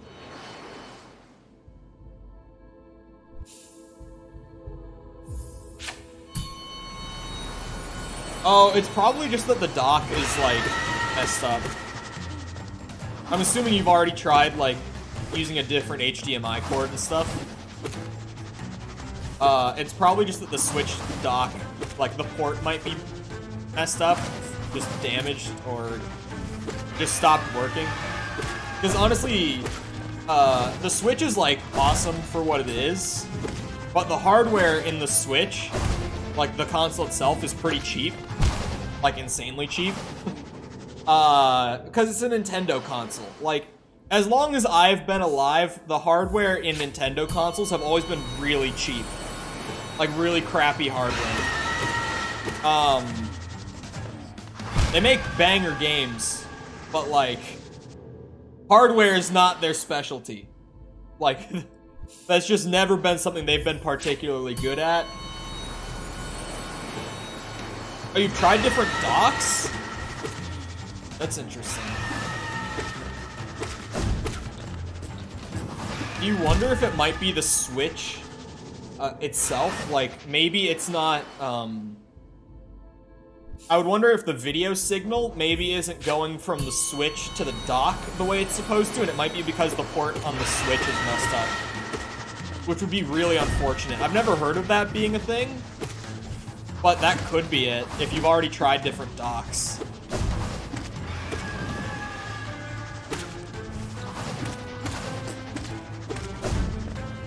I jumped right into that. Yeah, maybe. Depending on how comfortable you are with opening up consoles, you could probably do it yourself. I've heard that the Switch is one of the easiest consoles to, like, open up and fix yourself. I've never had to open up my Switch, though, for any reason. So I don't know. But you might not even have to take it to a repair shop if that's something you're fine doing yourself. But I've never heard of the port for, like, the dock going out before. Could be a normal thing. I just haven't heard of it. So you might have a hard time finding, like, videos or just, like, written stuff about it.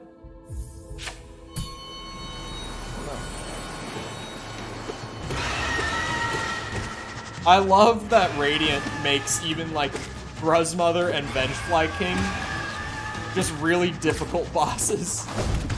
Which, of course, it's, like, artificial difficulty, but, like, struggling on these guys in any way is almost, like, funny. To me, at least. Using a max HP build and then just focus on dodging and weaving in nail attacks. I could do that. But we could also just do other bosses and get more things done so that I feel better about my use of time. Because, like, so far today, the only thing I've done, like, completion-wise, in air quotes, is that we've done Radiant Gruzmother. That's, like, the only challenge that I've completed so far in the last hour and a half of playing.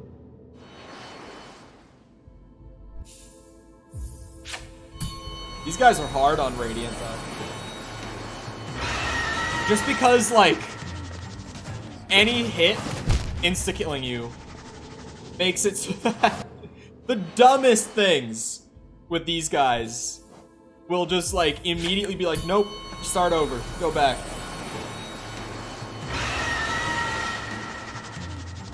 Challenge them in Ascended? Yeah. Maybe I should just do more Ascended bosses instead of Radiant. My intention with doing Radiant was, like, you know,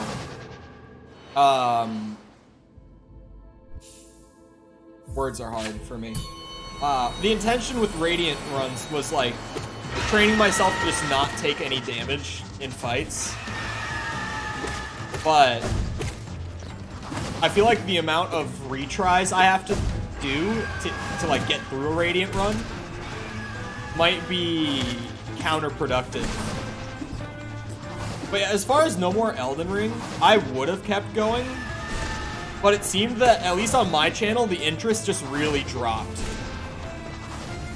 Like, people just weren't watching the Elden Ring stuff anymore, so I was like, well, people are watching other stuff, but they're not watching Elden Ring, so maybe it's time to just move away from Elden Ring.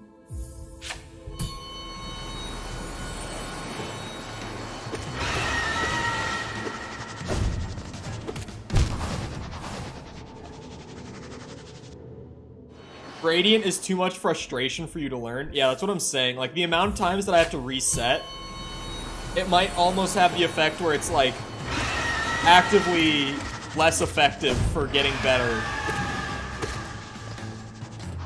Because the frustration leads to throwing. Which I am known to start throwing when I get frustrated on bosses. Ah, fuck, okay. Who can I do on Ascended that I haven't done? I mean, we could go back. Well, hold on. Let me take off the Overcharm. If we're gonna stop doing Ascended. Just go back to my normal setup. I'd watch Elden Ring on 7 different accounts to spike viewers, but that's not illegal. That's not allowed. That's bad. We don't do that. Come here, big guy. Oh my god, he hits hard. He hits like a fucking truck. Ah. Stop that. Whoa, the rock?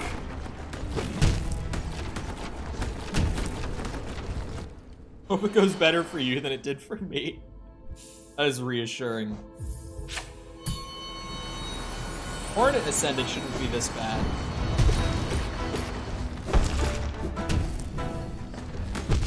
God damn you. Ah, I dashed into him. He's still really hard. Yeah, we play it as if we were doing a Radiant. I can't take any damage. That's the mindset we go with here. Okay. Especially because I can't get soul until I stun him the first time. Like, it's not hard to heal on Failed Champion, but I can't even get stuff to heal with. You're gonna play God of War when it comes out? I'm currently not planning on it, but also not saying no. That's kind of where I'm at with Ragnarok right now. Because here's what it comes down to, right? I don't have a PS5. Straight up, don't have one. And I know that it's also releasing on PS4. Because, like, every time I've talked about this, someone's like, oh, but it's on PS4, too. I would really rather not knowingly buy the downgraded version of the game. Like, if I'm gonna buy that game, I'm not gonna buy the PS4 version. I'm just not. So essentially what it comes down to is, like, if the channel in November is making enough revenue for me to justify buying a whole ass, like, $500 game, essentially, then I'll do it. But, like, if it's not, then I'm not gonna do it. Especially because I haven't even played God of War 4 yet, just because of lack of interest. Like, I really like God of War, well, I think God of War 1 through 3 are very okay games. I liked them a lot when I was a kid, but they haven't aged very well.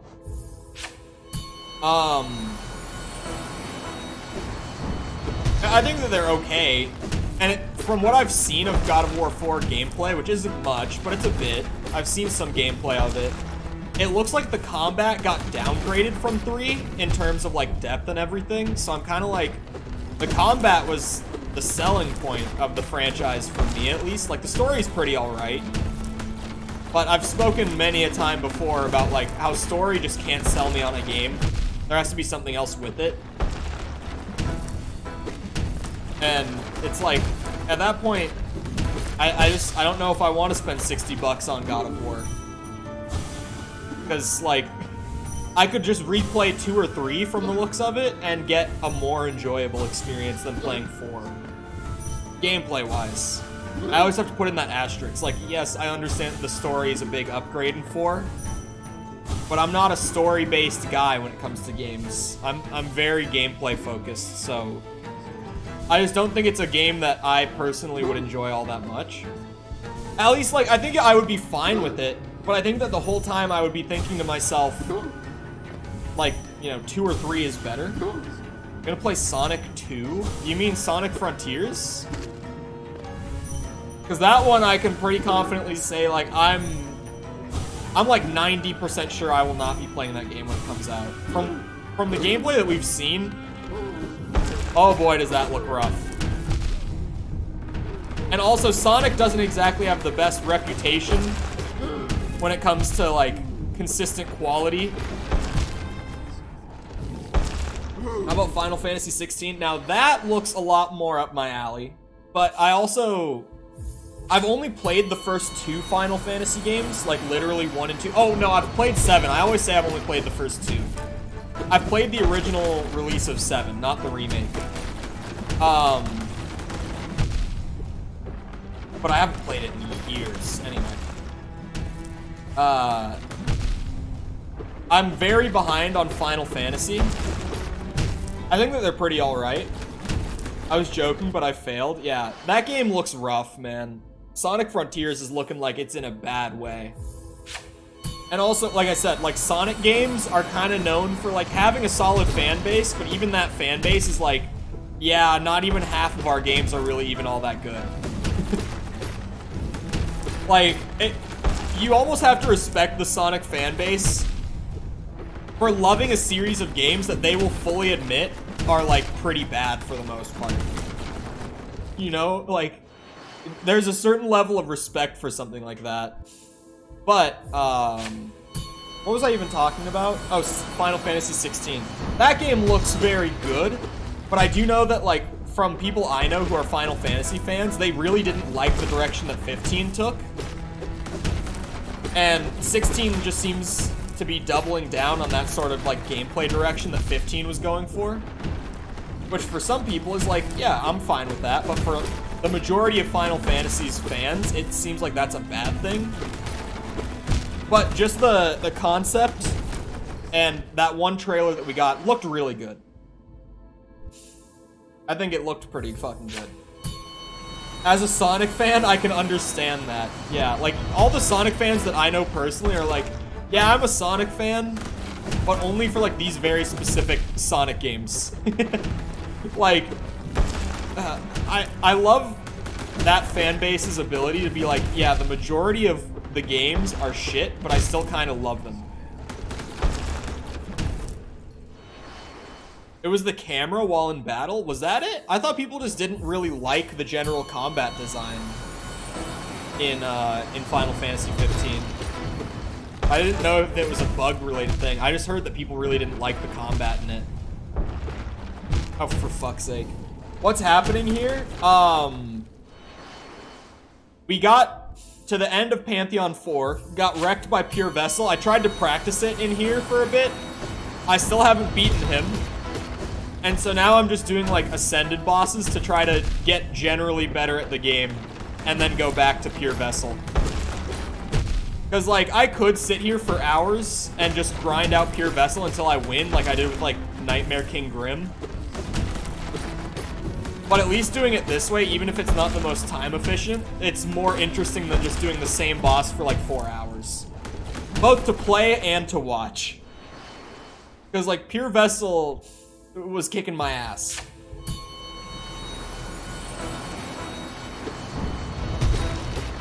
We talking about failed champion getting behind him before he spawns? Won't he just jump backwards then? Oh, fuck. I wanted to hit that rock at him.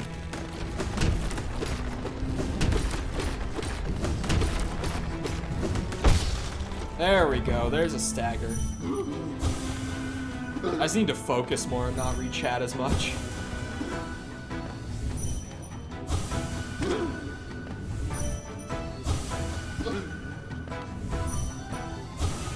Level 24 Quinn? Wait, you can go over level 20 on Multiversus? I thought 20 was like the max, like, character level. Or do you just mean that their profile is level 24? Because I don't even feel like that's that high. I've only played, like, 5 hours of Multiversus, I think. About. And I think I'm, like, level 10.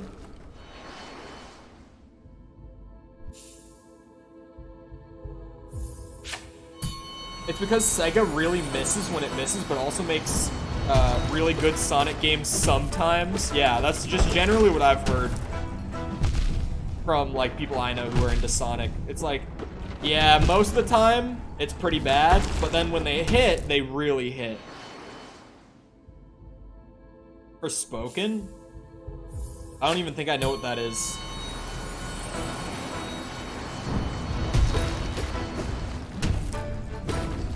Oh, fuck me.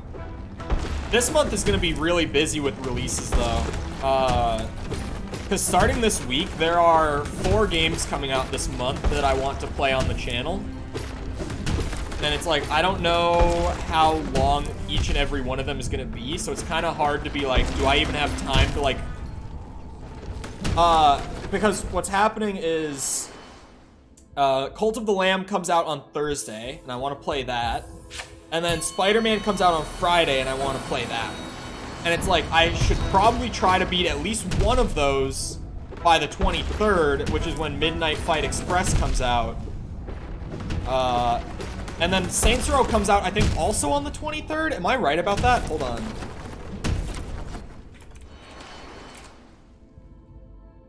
Yeah, so Midnight Fight and Saints Row come out on the same day. Do you ever plan on getting a PS5? If it were just purely me, like recreationally speaking, never, no.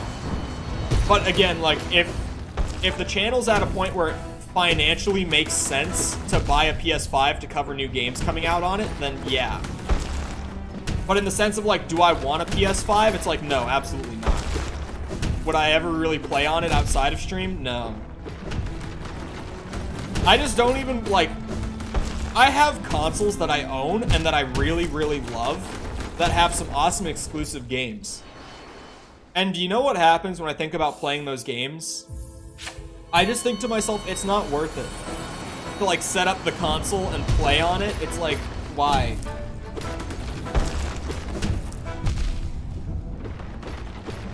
Ow. Like, I've become so spoiled by PC. Like, even when I go back to some of my favorite consoles, it's like, I would honestly rather just emulate. Like, I would rather just get an emulator and try to set it up and then put my disc into my PC and play it on there instead. Which I actually do quite a bit, especially with, like, PS3. Like, Demon Souls and stuff like, or the Metal Gear Solid collection. Stuff like that. I play that on my PC now. I just pop the discs in and use the emulator that I have on my PC. Like, PC has spoiled me. It's like, I could even, for console exclusive games that have emulators, I could just play that on the emulator on my PC and still get better performance out of it. And just run it at a higher resolution, lock it to 60 instead of locking it at 30. It's just all around. And then on top of that, it's like, I've got my second monitor so that if I'm at like a boring point, I could just throw up like a podcast to get me through it and then stop it once I'm like actually interested in what's going on again. I'm so spoiled by PC at this point. Like, I just can't go back, recreationally speaking.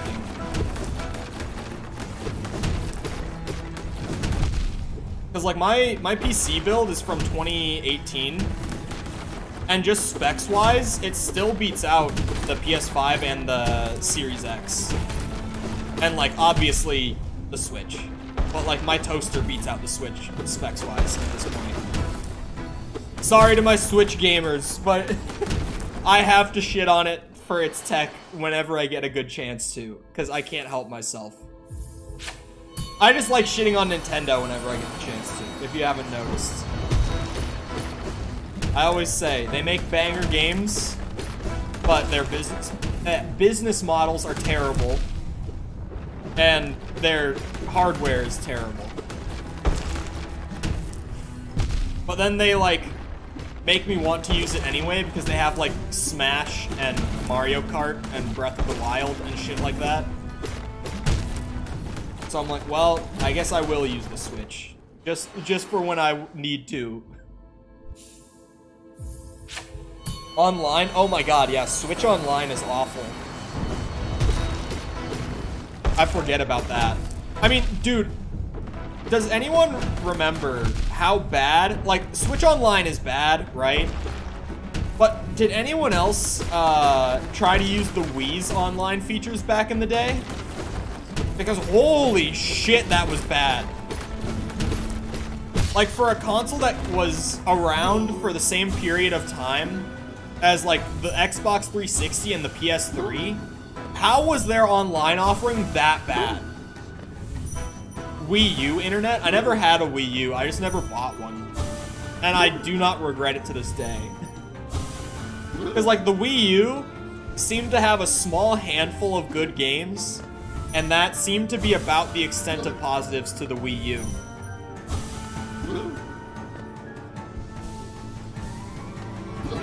Started heavy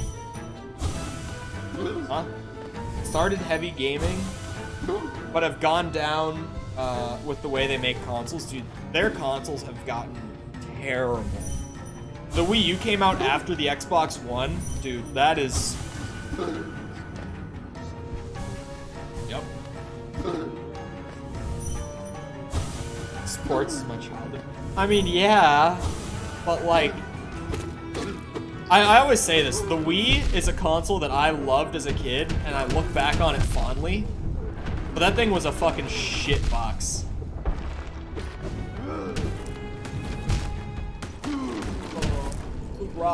The rocks actually, like, pretty much killed me on their own there. That's incredible. How did I even manage to let that happen?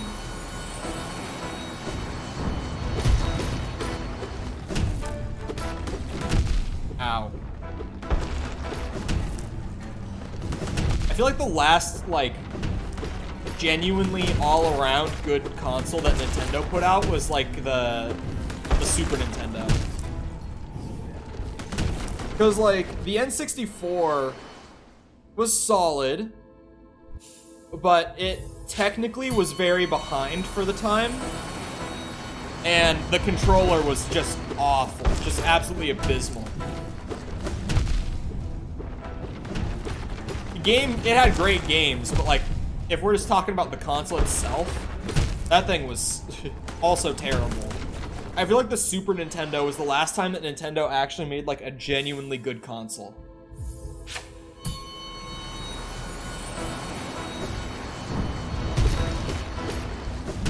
But to be fair to, like, any console from the 90s, back then, there's kind of like a curve effect with, like, consoles comparing to the PC market, where it's like, in the 90s, okay, in the 80s, consoles were better than PC games because no one was developing games for PCs. It was all arcades or home consoles.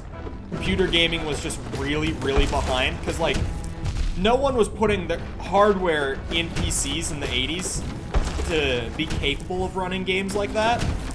Because who the fuck plays games on computers? We have arcades for that. And we have the 2600 for that. The Famicom and the NES, right? Like, at the time, PC gaming just wasn't it. And then early 90s, PC gaming started to take off. PC part manufacturers started to, like, kind of appeal to that market more. And it's like, okay, consoles can't compare to PCs for, like, pretty much the entirety of the 90s. And then you get, like, the Xbox, which gets kind of close. The PS2, which gets pretty close. And then, like, 360 stayed pretty close. The PS3 kind of fell behind. And ever since then, it's been back to a decline where it's like now, it's just consoles cannot keep up with PCs and be affordable at the same time. Cheeser, this is how it has to be done. You don't understand. This is the only way.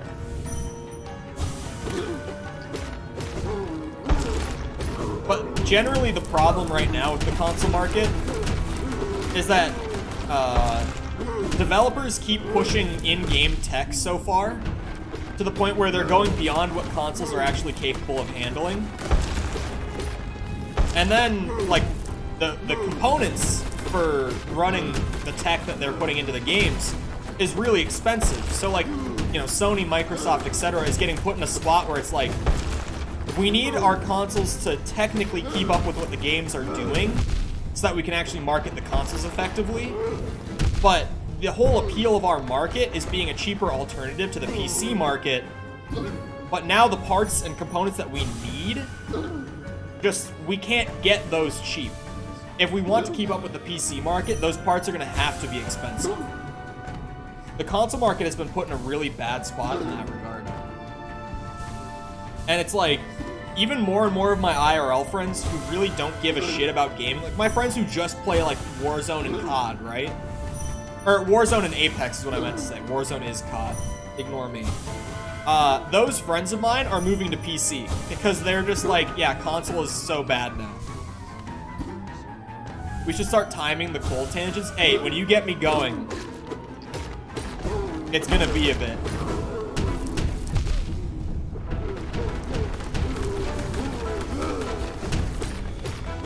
Don't get me going on gaming industry stuff, because I will just... It never stops. Once it starts, it's impossible to shut it off. Fuck me! That was a good one, too.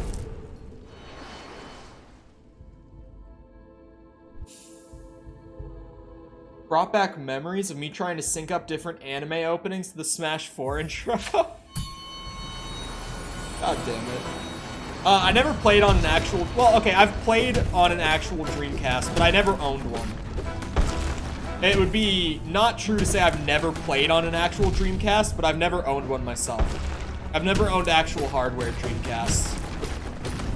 I've emulated it, but there's not many good games on the Dreamcast. The Dreamcast was a console that was, like, really good for the time it was released, but nothing was on it.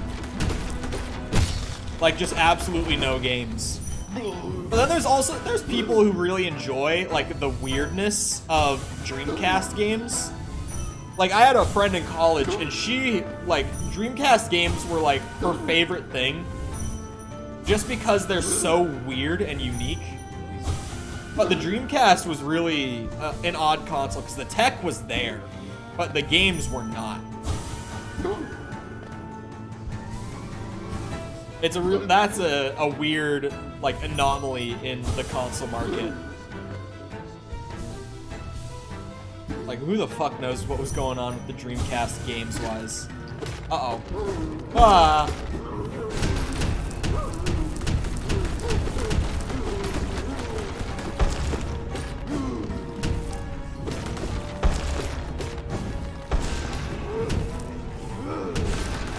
Shit.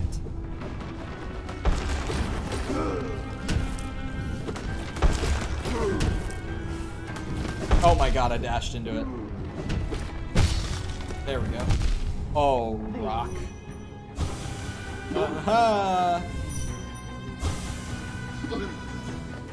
I look back on that console with nothing but fond memories. The Wii U?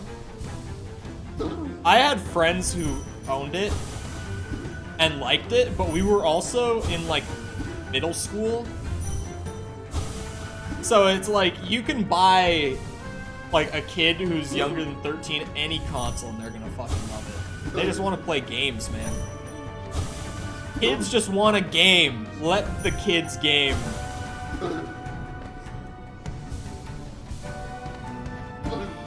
It's like, I didn't even hate my PS3 all that much when I was a kid, but now I'm just like, why do I even own this thing? The PS3, I will stand by it. One of the most overrated consoles of all time. That thing is terrible. I hate the PS3. Any DS gamers in the chat? I had a DS. I had a DS Lite for years and years. And then I bought a 3DS when the Majora's Mask remake came out. And to this day, that is the only game I own on my 3DS, and I don't even know where it is. I have moved 3 times, and I just don't even know where my 3DS is at this point. Genuine no clue where it ended up. I did it. I drew up off the PS3. Man, that thing was terrible.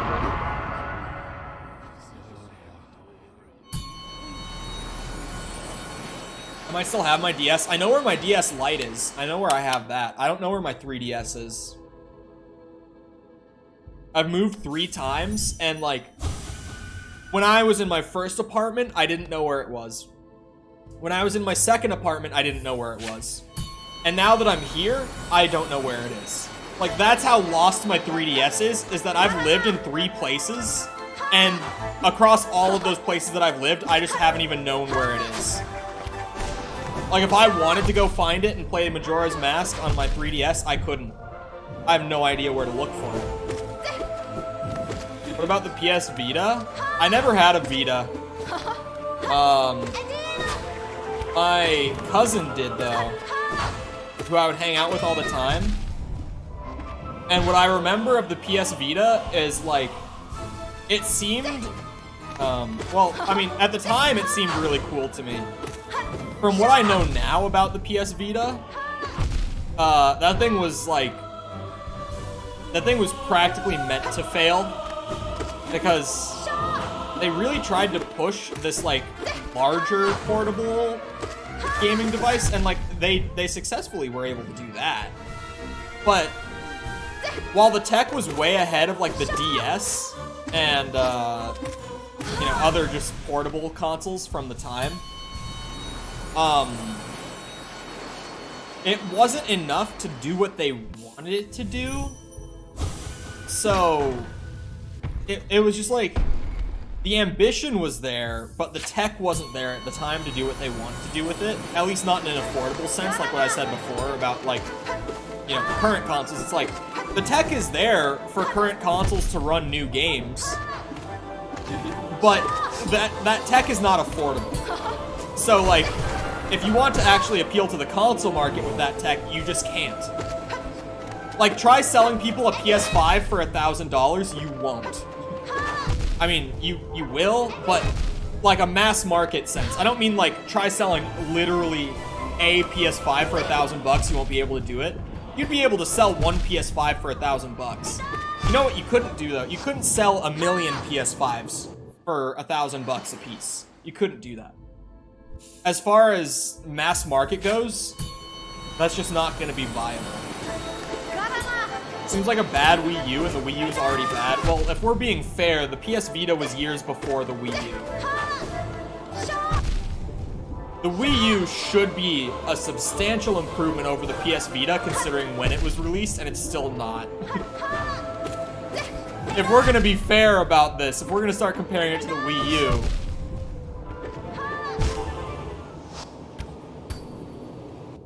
When did I become bad at Hollow Knight?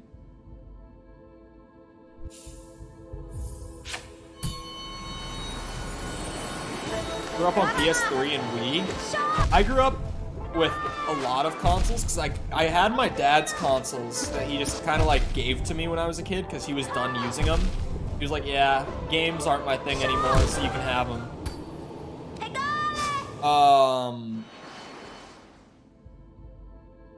Stream 1, god damn it. Yeah, I grew up with like the PS1, the original Xbox, a 64 that I like never used, a PS2 that I very rarely used, and then I got a 360 and a PS3. I got both of them, and I used my PS3 a bit, but I was a full-on. The most time I spent gaming as a kid was on the 360 and the Wii. The Wii as well. I forgot to mention I had a Wii in that bold tangent.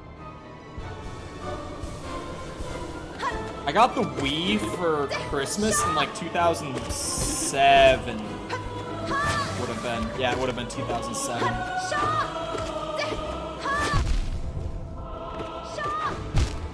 Man, she hits kind of hard in this like second... In the Ascended fight for her buffed version, she's kind of difficult.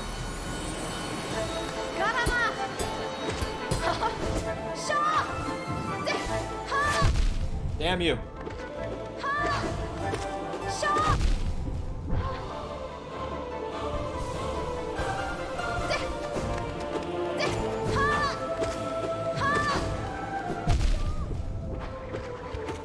Oh, chat.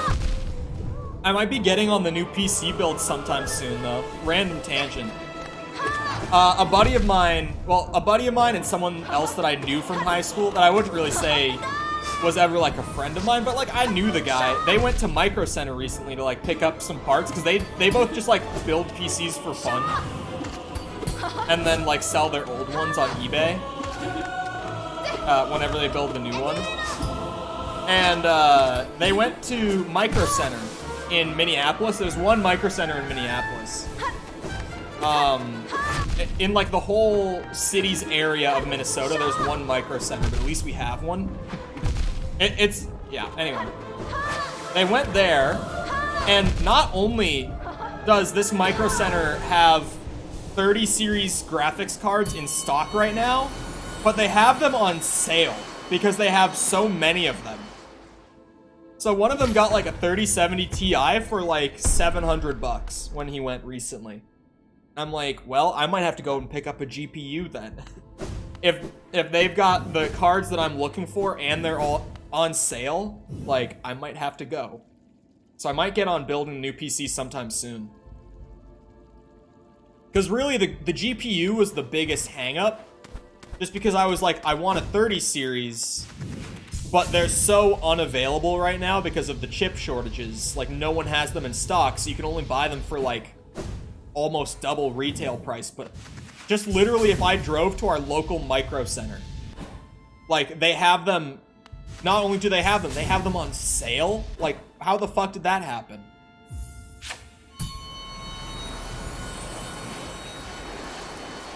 Bring out some. The thing is, though, Nintendo doesn't need to bring out something next gen. Like, do you know how much money they're making on the Switch?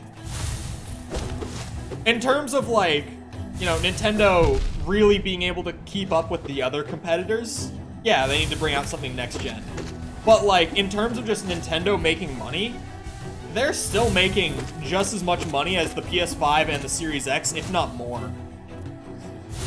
Like, if we're just talking sales-wise, they have no need to make something new. The Switch is still absolutely killing it for them. Which is ridiculous when all of us real gamers are here talking about it, and it's like, yeah, the Switch, in terms of, like, just what it is, terrible.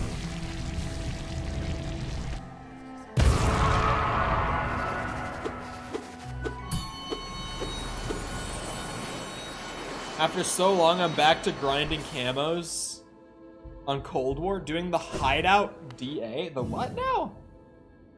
But hello, Alex. Welcome back. Cold War, I've said it before. Say it again.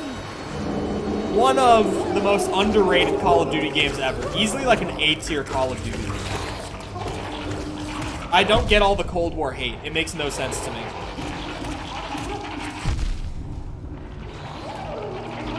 It makes sense in terms of, like, Modern Warfare 2019 fanboys expecting literally just the same game and then not getting it and being upset. Like, that makes sense. That was very much something that was happening. But just general, like, COD people who didn't even like 19 and still hated Cold War, I'm like, how?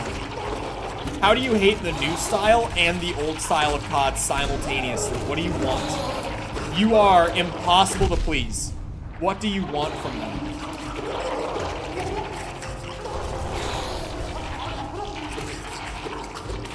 Which system is the best selling of all time? Just console? It's either something like pre-2000s or it's the PS2, and I think it might be the PS2. Correct me if I'm wrong. I think the best selling console of all time is the PS2, if I'm correct.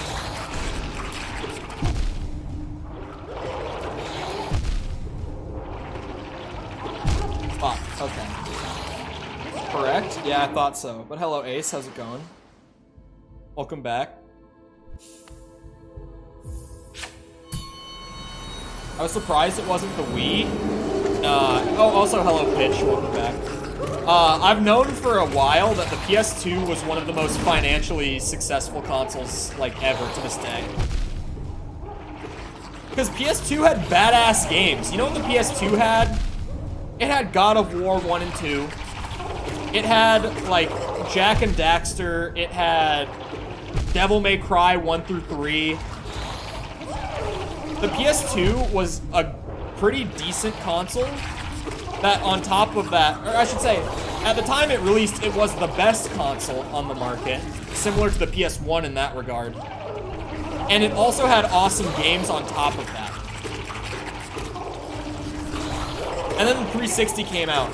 And I don't care who you are, 360 is better than PS2 any day. Even though I love a lot of, like, PS2 era games, overall, I have way more nostalgia for the 360 generation than I do the PS2. Like, yeah, playing God of War on PS2 was pretty cool and all. You know what was way cooler, though? Playing, like, Modern Warfare 3 on Xbox 360. Like, I have Halo 3. So much better.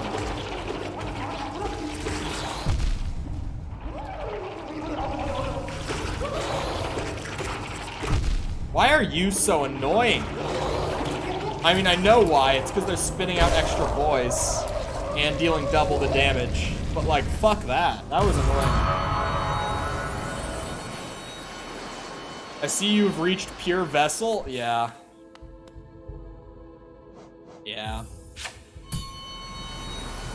The 360 controller was kind of doo-doo. I think the 360 controller is pretty solid. I wouldn't say it was really necessarily good or bad. It's alright. It's a pretty okay controller.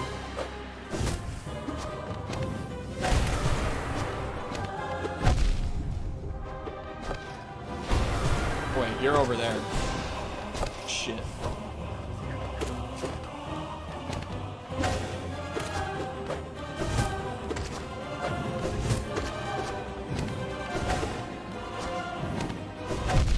Ow.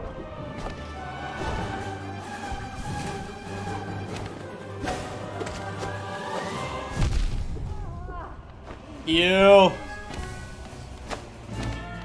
Who is your Multiversus main again? Rain Dog.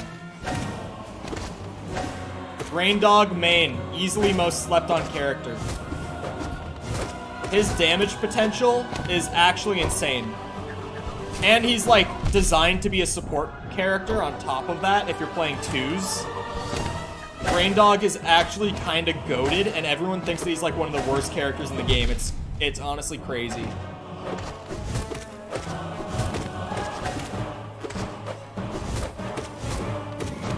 I'm not saying he's one of the best characters, but he's easily like a high B, low A. I think he's insanely slept on. He's definitely not like an S tier or like a high A tier, but he's a high B or a low A tier character. And people keep putting him in like C or even D tier on their lists. And it's like, what the fuck?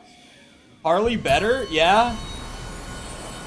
But like, I would probably also argue that a good Rain Dog would probably beat a good Harley player, if I'm being honest. Harley's a lot more accessible, and accessibility is a big factor in fighting games. And Rain Dog is very much not an easily accessible character to pick up and be good with. Like, when I was first playing Rain Dog, I was doing it as a meme because I thought he was terrible.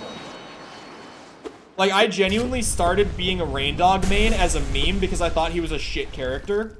But then the more time I put in with him, I'm like, wait, he's actually kind of good. And just, he's definitely one of those characters that the more I play with him, I'm like, holy shit. He's actually just so much better than I ever could have thought he was. Isn't good at support? What do you mean? What do you mean he's not good at support? His perks are really powerful, and his special, like his neutral special, is literally just the ability to pull his teammate out of a bad spot. And, in case you didn't know, that special can work as a recovery for your teammate if you're actually on top of it. Saying that Rain Dog is not a support is one of the most small PP brain takes you could have in Multiversus. I do not understand that one in the slightest. I'm gonna keep it a stack with you, Mickle.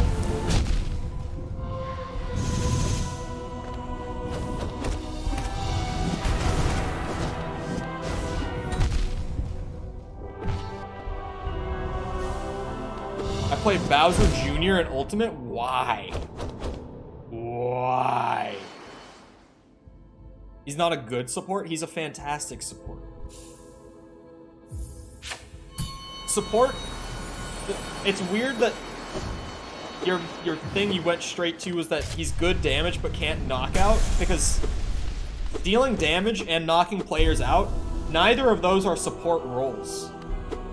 I'm a Bowser main for life, I swear to God. If you're one of those people who just like tries to get a stock on people and then just starts fucking grabbing them and jumping out of the map for a free win. Because Bowser can be like that. Like, Bowser's kind of hard to get a stock advantage on most other characters. But if you do, and then you do like 2 grabs after that, you literally can just secure free wins playing Bowser. It's the dumbest shit. Bowser Jr. is good, I swear. Lil Mac main. On Ultimate, I'm mostly a Pika main.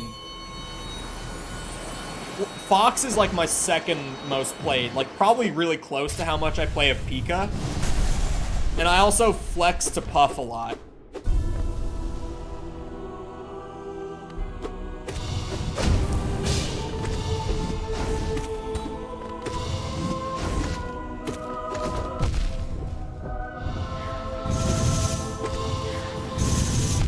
I thought he was dashing there.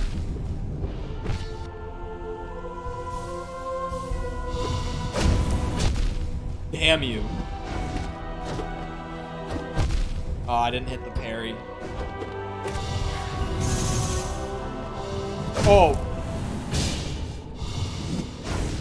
You can only really do that if they don't have a good recovery. Yeah.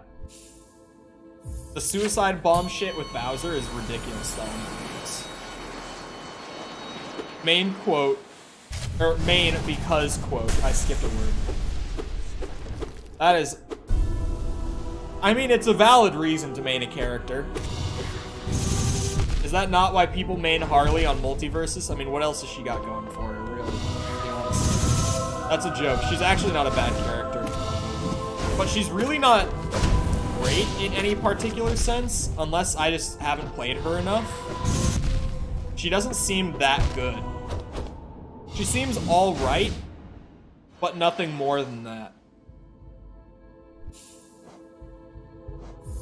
Her moveset is so boring. I like Wonder Woman's moveset. Bowser neutral B lasts forever. Bowser's neutral B is funny. I don't play that much Ultimate, so I feel like I'm honestly surprised that I've been able to keep up with this conversation for as long as I have. Because Ultimate has such a large roster of characters, and there's so many characters that I've just, like, legitimately only ever played once. I haven't played Smash in years. I don't play it very often. I play it from time to time, but not a lot. Lil Mac is terrible, though. Lil Mac has to be easily... I don't know if I would say any character in Smash Bros. Actually, no, there are some characters I would say are an F tier in Ultimate. Like Ganon and probably Bowser, if I'm being honest. Bowser just has nothing going for him in Ultimate, in all honesty. Just doesn't. Yeah, Little Mac is probably F tier. He's like a low D if F tier doesn't exist, but if F tier does exist, he's F.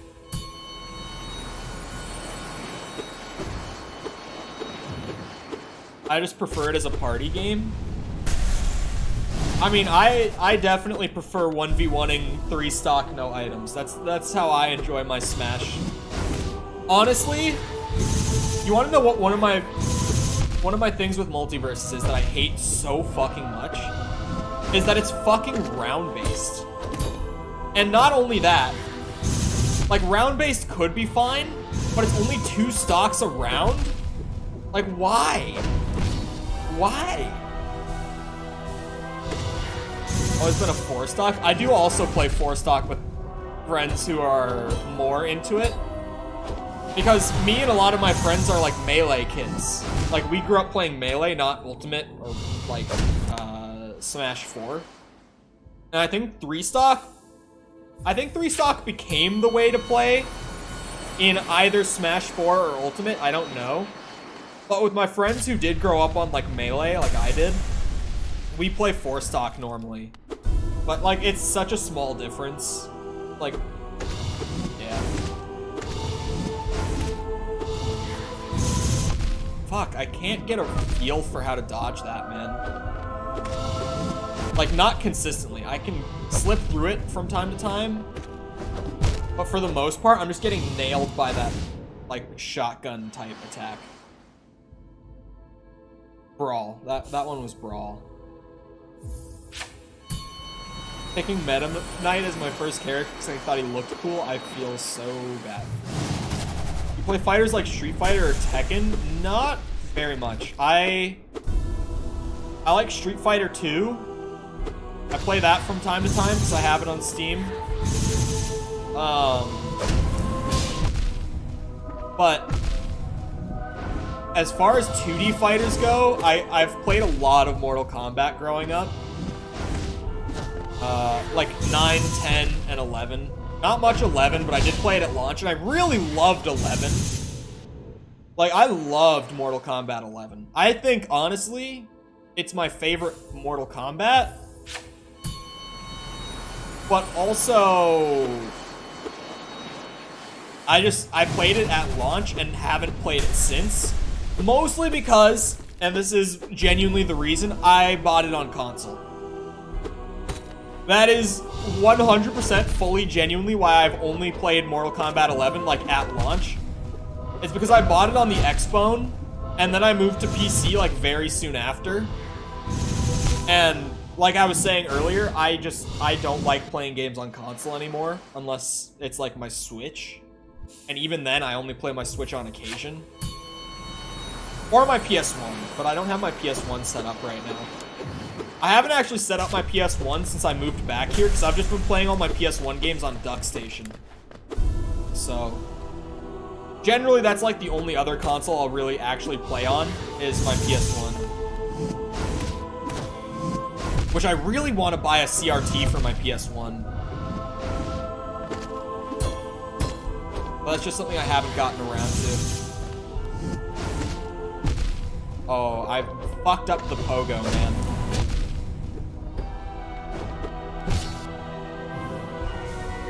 Pac-Man is one of the best designed characters. Are we talking moveset? I think Pac-Man also is just one of the best characters in Ultimate. So, I'm actually subbing to the people who subs to me. Fuck off. Mickle got him right as I read it.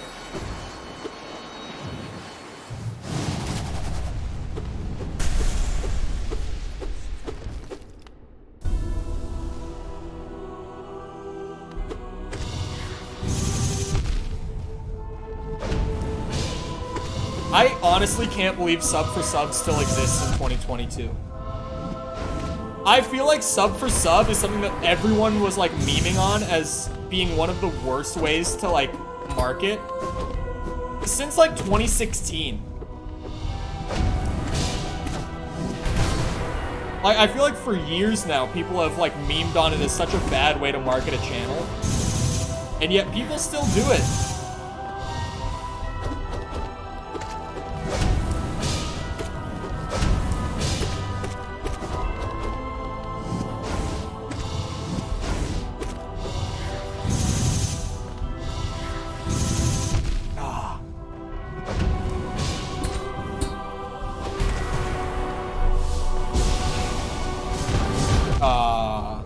That's not good.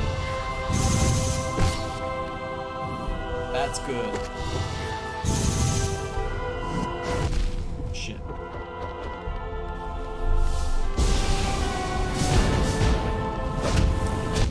Ow.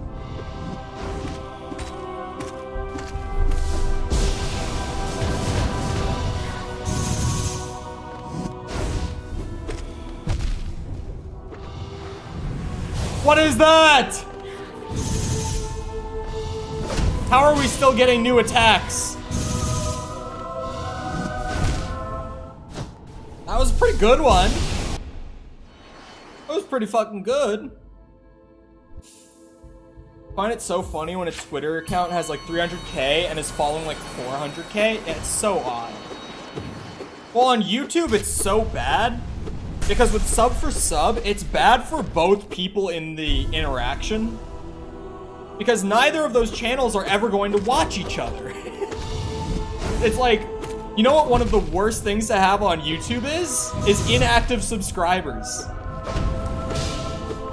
But genuinely, there's a portion of people that, like, look at that number as, like, the be-all, end-all of their channel, right?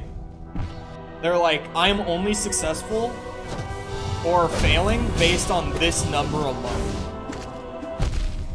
And it's like, no, that's just not how this platform is set up. It's genuinely, like, Sub for Sub is a bad interaction for people on both ends. There's a reason people don't do it. And there's a reason that people will shit on you for trying to do it.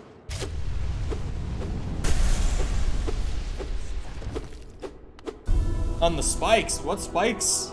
Huh?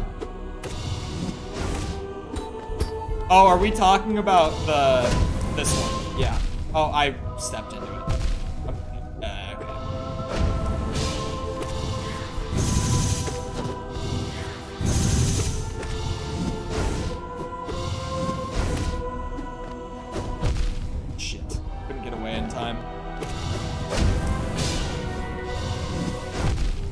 that was a bad call.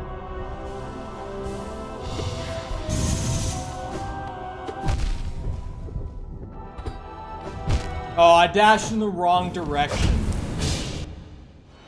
Vlad the Impaler.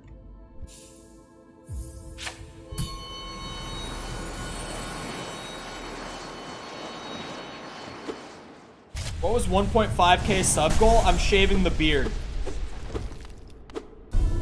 Is because it's so effective and they're jealous? No. I mean, it's effective at getting a number that means nothing. You know what looks worse than having a channel with very few subscribers? Having a channel with a lot of subscribers and no one watches your shit. That looks infinitely worse. Trust me. Like, go look at BuzzFeed's channel right now and you'll see what I mean. Sorry, BuzzFeed, but someone had to say it.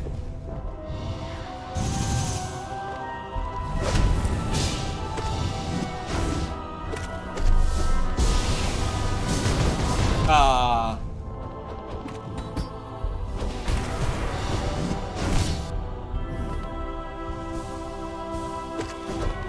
2K equals Honey Pop? I don't think I will ever play Honey Pop. Not on stream, and probably not recreationally either.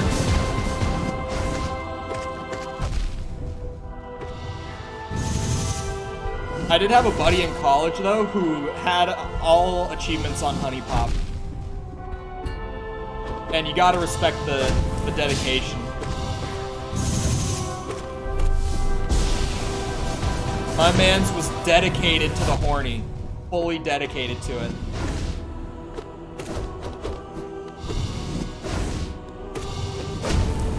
Oh, fuck me. Oh, that was bad. I motioned towards him when he did that. Hey! Look at that! Getting all achievements isn't that hard, not gonna lie. 2K equals meet and greet? No. No. Oh, I never mentioned this, but like a week ago, I actually closed my Discord DMs. And there's no reason I would have mentioned this, but I did actually go and set my Discord DMs to friend only for the first time ever in my time using Discord. Because it's not most people, in all fairness, but like so many people from the Discord server, like DMing me once and then giving up because I don't respond is fair enough. Like, you know, a lot of people are gonna be like, oh, you know, I'll DM him about this, and then they realize that I'm not going to respond, and they just don't follow up ever, right? And that's fine. That doesn't even bother me all that much. But there's like been enough times now where someone has tried to DM me once, and I haven't responded. And so they keep DMing me random shit. And then they'll start like calling me. And I'm just like, dude, shut the fuck up. So, just random tangent, but my Discord DMs are now closed. Which for the majority of people won't mean anything. But I guess for some of the mods, if we, for whatever reason, don't have each other as friends on Discord anymore, or just never have, then probably just friend me, because, yeah, otherwise I'm not going to receive your DMs. The original Honey Pop came out 7.5 years ago? Is it that old? But hello, Otter. How's it going? Welcome. Ow!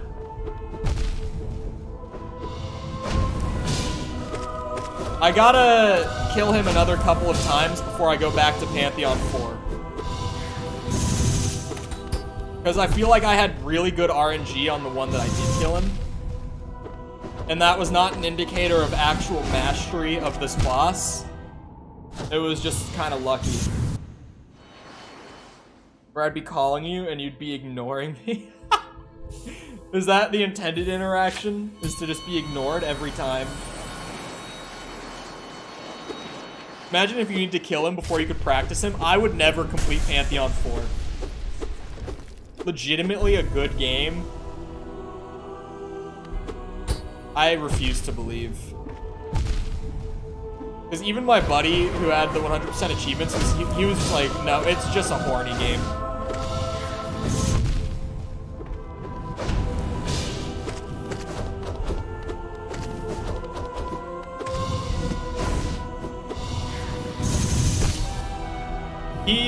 He was funny though. He was like, yeah, I completely bought it because I was horny. Like, it was definitely a horny purchase, but then, like, I realized it kind of sucked in that regard anyway.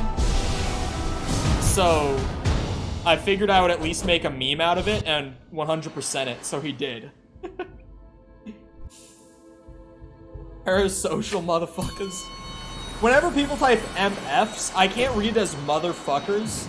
I have to read it as motherfucker. Like, in my head, that's always how it sounds when I read MF. But anyway. Yeah, like,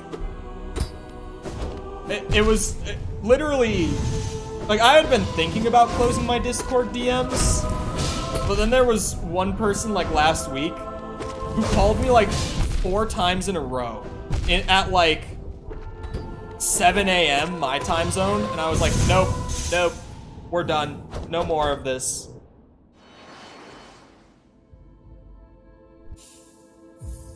Parasocial relationships, all funny till they start calling you.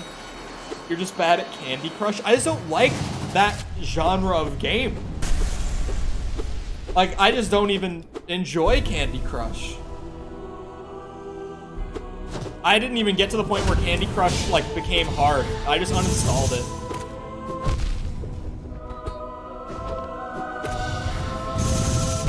Ow.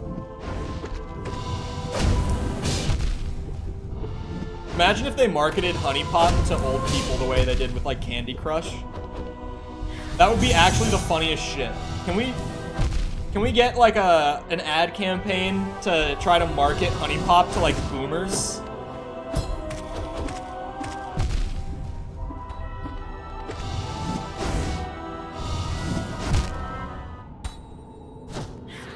We're friends, right, Cole? Yeah.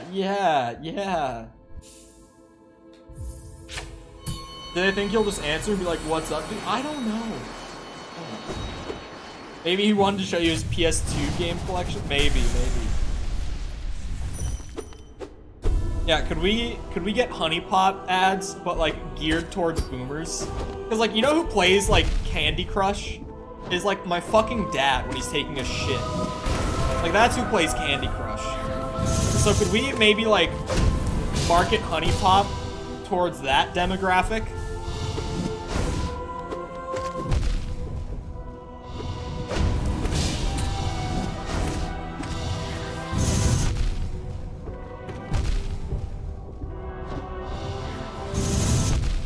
Ow. There's an ad on TV, it's automatically targeted towards old people. You're not wrong. You're asking for a Carl's Jr. commercial?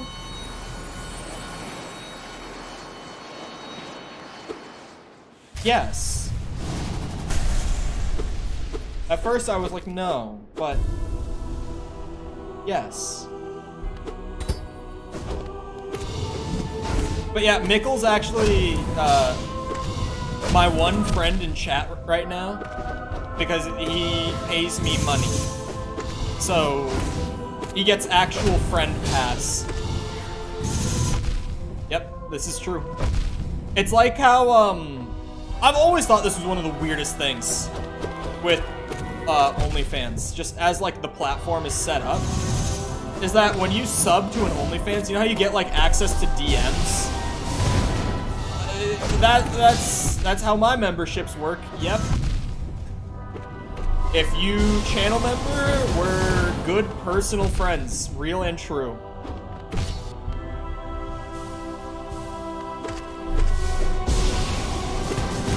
Unlock the DLC for paying $5.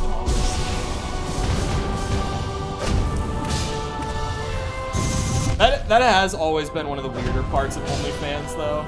But, like, also, one of the parts that's led to me enjoying, like, OnlyFans memes the way that I do because you get these Twitter accounts that are literally built around just like out of context OnlyFans DMs. And it's so funny. Like, if you've seen those accounts, you know that they are so fucking funny. Because guys will like literally sub to an OnlyFans and then just text these people the weirdest shit. And then like the people who own the accounts will send it to,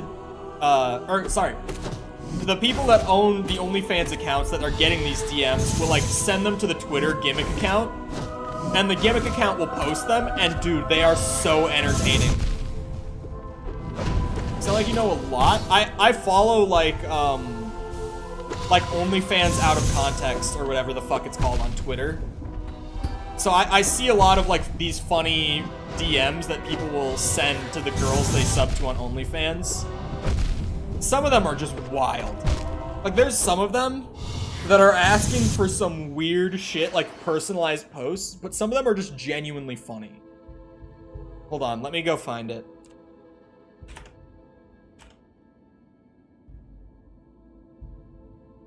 Here it is. OnlyFans out of context.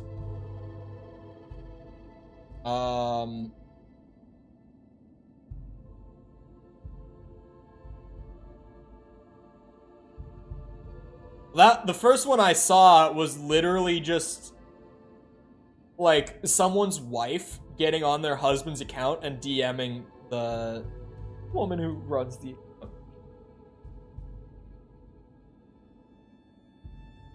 Trying to find a funny one.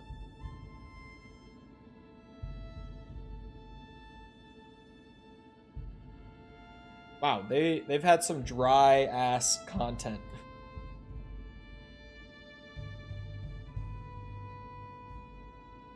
Oh my god, okay, this one's funny. Child warning. Like, of course this was gonna get to the point where I'd have to issue a child warning. If you're a child, please. And by that I mean a legal minor, please mute stream, or if you're watching VOD, skip like a minute.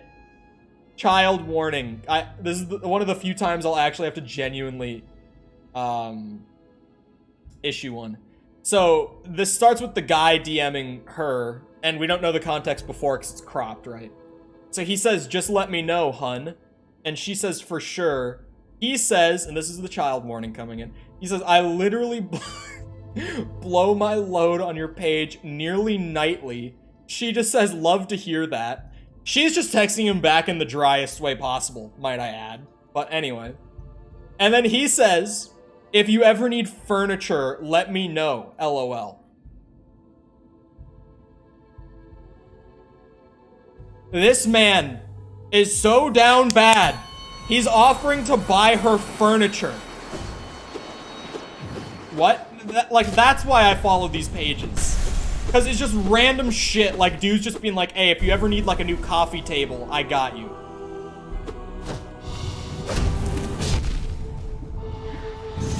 Look at the one below it.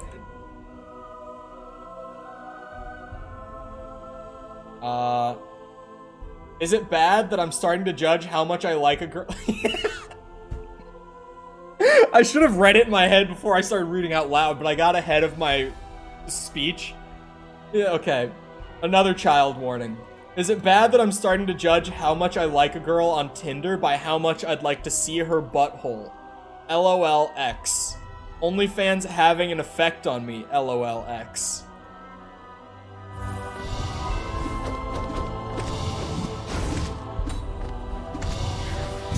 Yeah, that account never posts, though.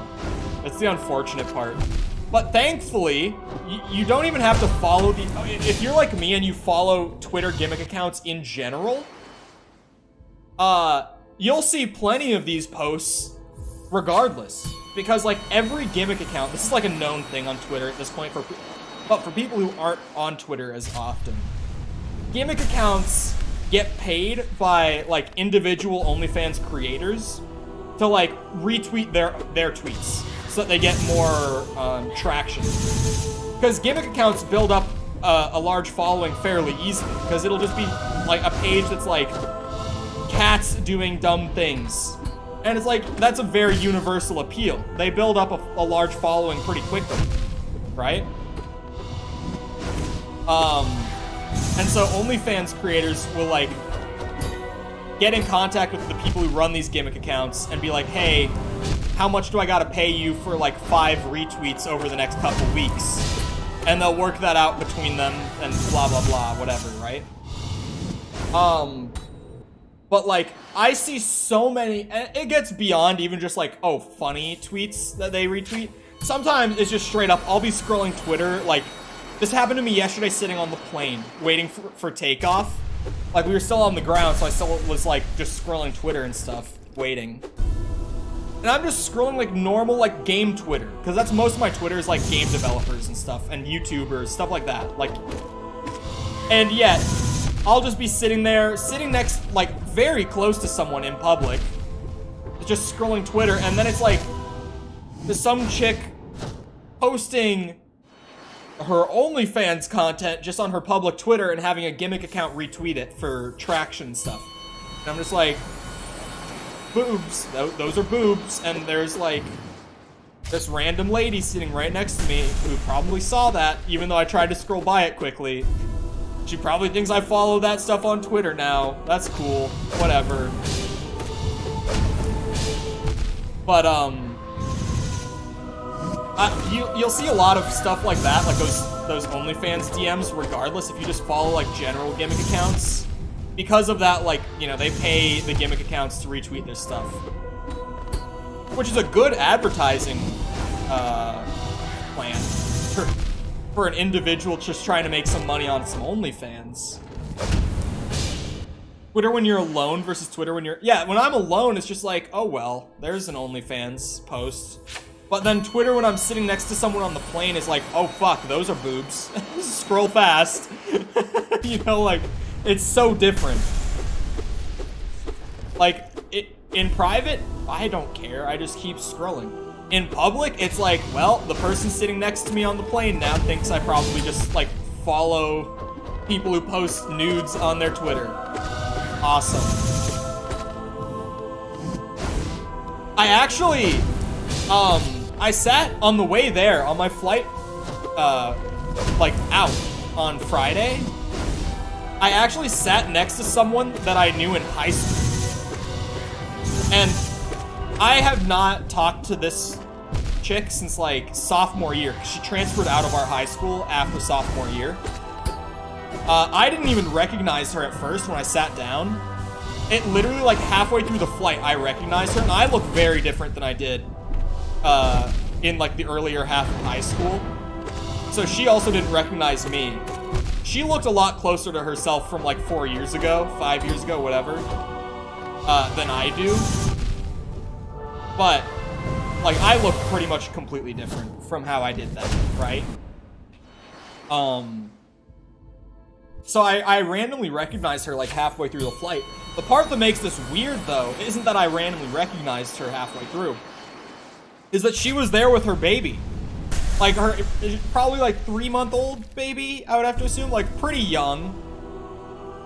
But I had actually heard from other people, like my friend's girlfriend, I had heard from, that this individual had actually had a kid. Because apparently, like, she was dating this guy, she got pregnant with him, then they broke up, but she still had the kid.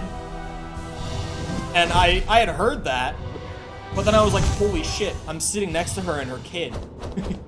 And I actually texted my friend, and who had told me this, my friend's girlfriend. I texted her, I'm like, you will not believe me, but I'm literally sitting next to her on the plane.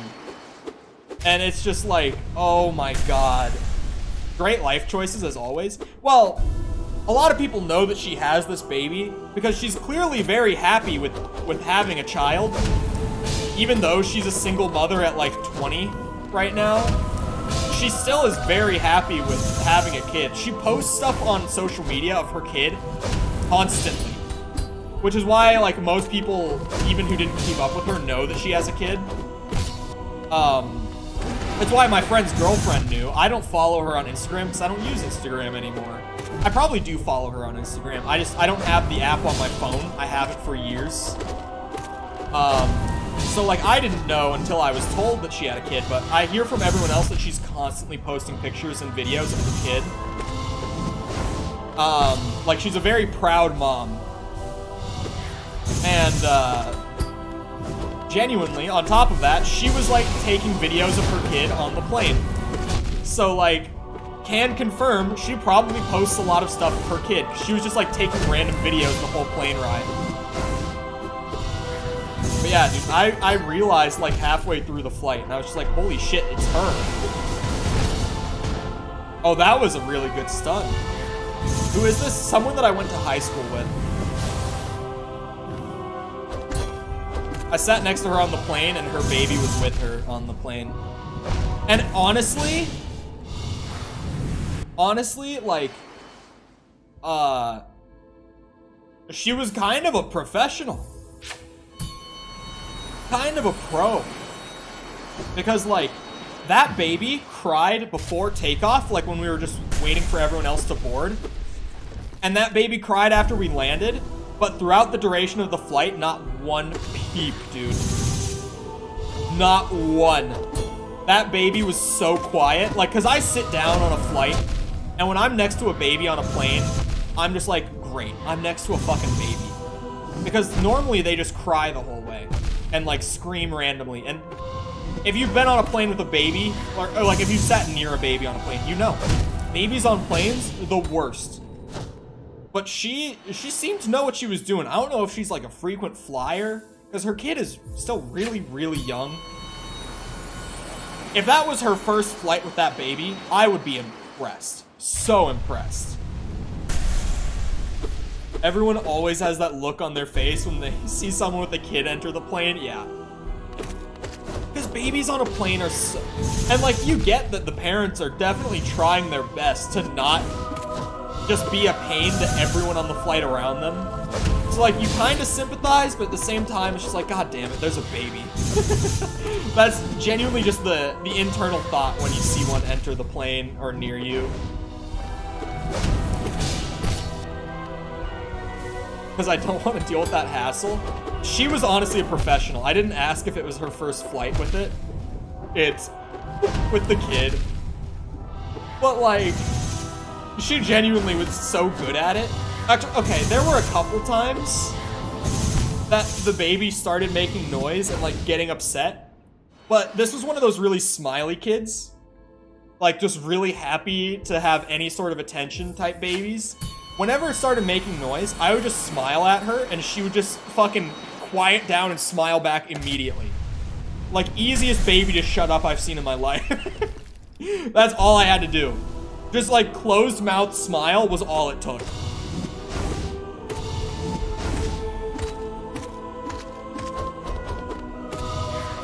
I did my part in helping, I guess. The couple times that the baby did start getting upset, that's all it took. I've been flying on planes alone since I was like 11. First time I flew on a plane alone, I was 17. But I've gotten so used to it, because when I lived in Florida, I flew back and forth a lot for visits. So I've gotten super used to going through the airport and being on the plane alone. Yeah. God, to be that dumb and like that sort of like, you know, not dumb in just like the general sense, but that sort of like childlike stupid where it's just like, it's so simple to get them out of a bad mood sometimes with stuff like that. If only I were still that. That sort of like childlike stupid.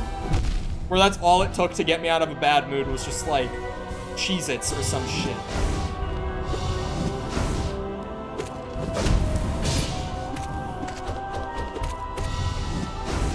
I know that a lot of people are like, oh, I eat like my favorite food to get out of a bad mood. You know what happens when I get in a bad mood and I try to eat as like a coping mechanism? I get even more upset because I'm like, I shouldn't have eaten. I ate more food than I would otherwise, and now I'm gonna have to work it off tomorrow. It makes me more upset if I eat when I'm already in a bad mood.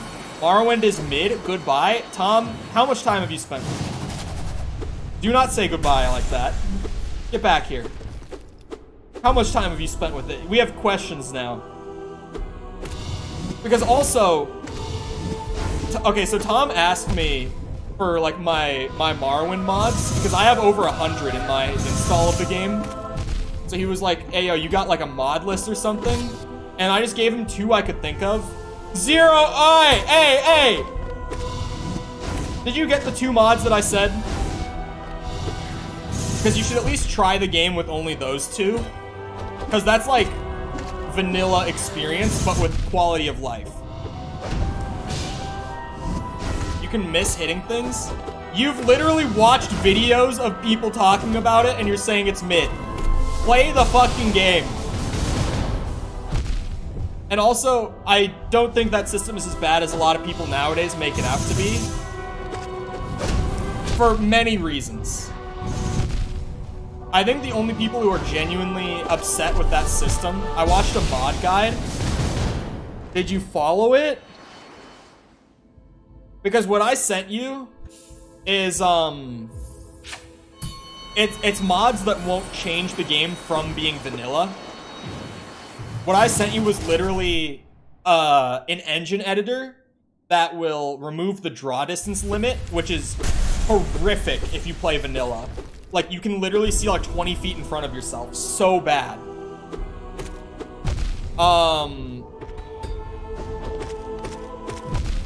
So that first one is just like an engine extension, so that doesn't happen.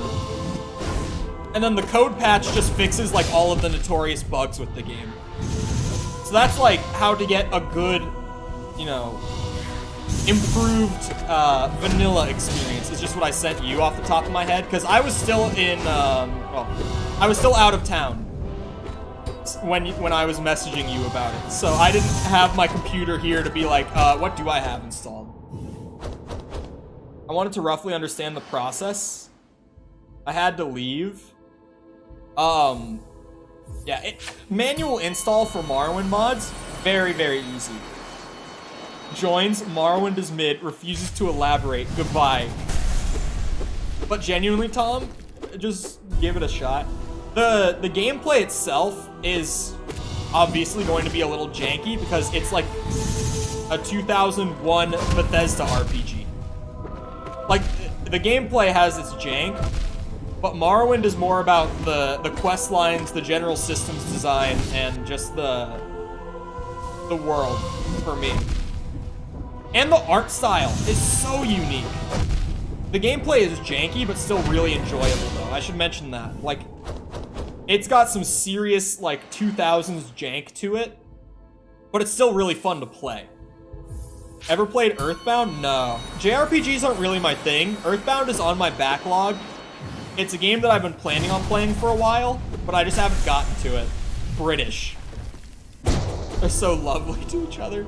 It kind of sounds like me and my closest friends, though.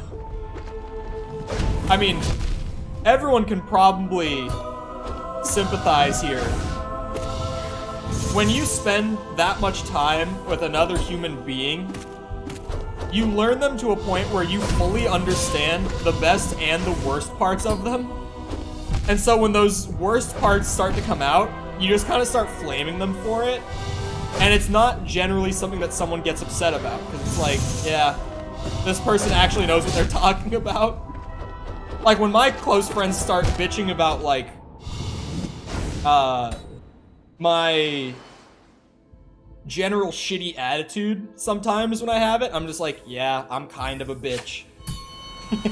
Like, they know exactly what they're talking about. I can be such a bitch. Have you ever played Goat Sim? Yes. JRPGs are goated clown. I mean, I can see the appeal to them. I generally don't like them because they're generally really simple and really grindy, and I've never really gotten too into them. With the exception of, like, Final Fantasy VII is very fun. But, like, I really haven't played many JRPGs that I've gotten into. Which is why I'm still hesitant on things like Mother and Persona Xenoblade, stuff like that.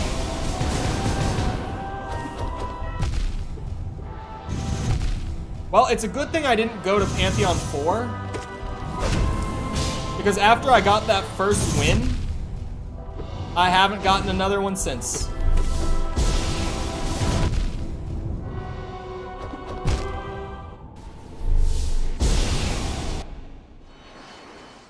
The reason I liked Earthbound was because I never had to grind it. Yeah, that's one of, like, JRPGs get so unnecessarily grindy, and I hate it so much.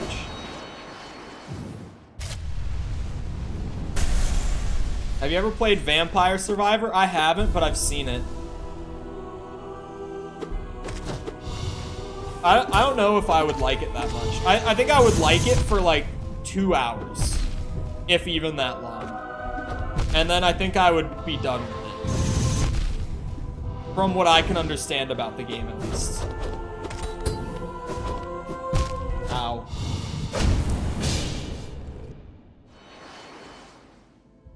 I know that Vampire Survivors was like kind of a trendy game among streamers a couple months ago.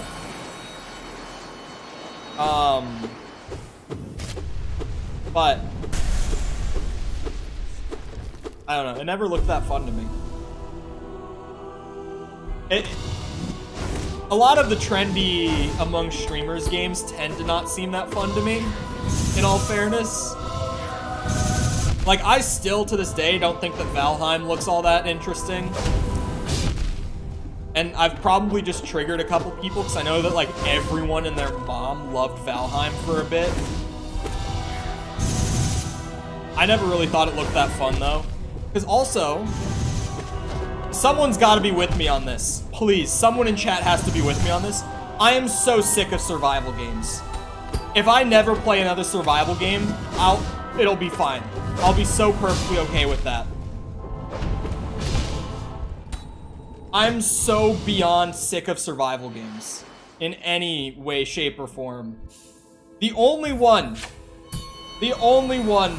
that remains somewhat acceptable is Minecraft, and even then, only updates.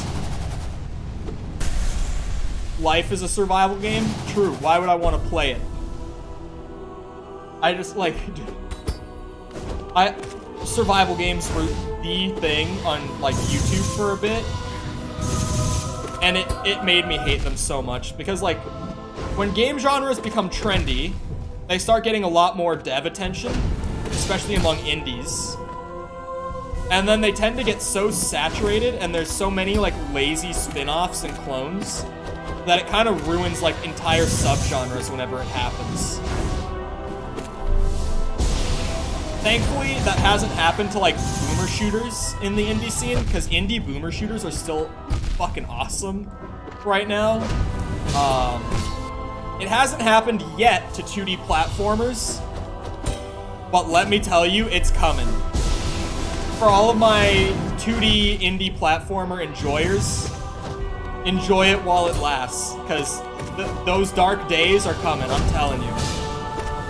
Games like Hollow Knight and Celeste and stuff have started to become too mainstream, and it's gonna get bad. It's gonna become a mess.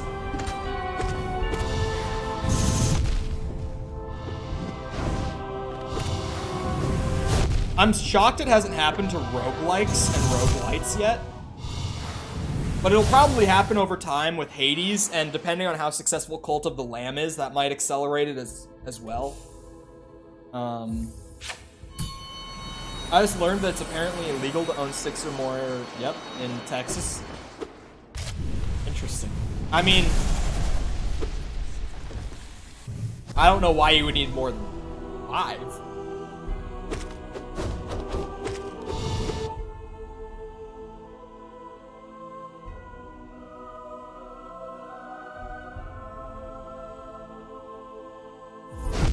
He's talking specifically about Hades. I don't know why. I didn't even... Like, that message came before I said roguelikes and roguelites. I don't know where he brought Hades into it. Unless he's trying to argue that it's somewhat akin to a survival game. Because Texas, how about the murder weapons? Well, we're talking about them. You can't have 6 or more of them. Come on now. We're already talking about the murder weapons, clearly. Hades is a roguelike. Oh, I asked this the other day, but not as many people were in chat when I asked it. It was while I was playing Hades. I got into the topic of roguelikes in general. And I'm curious, has anyone in my chat actually played Rogue?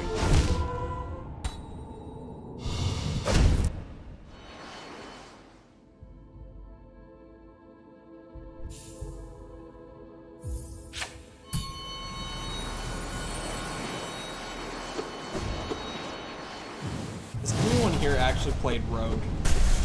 I would be surprised if anyone said yes, but I'm still curious. I feel like there's gotta be that one person. If I ask this enough times, someone will be like, yeah, I've played Rogue. The fuck is Rogue? You know roguelike?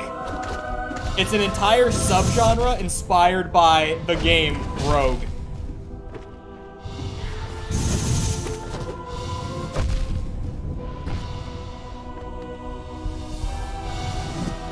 Like, the genre is just named after the whole game.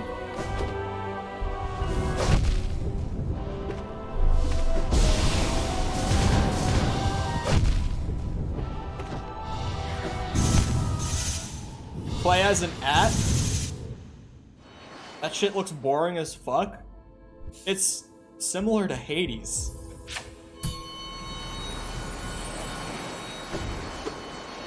For such a self-proclaimed Hades addict, I think you would like it a lot.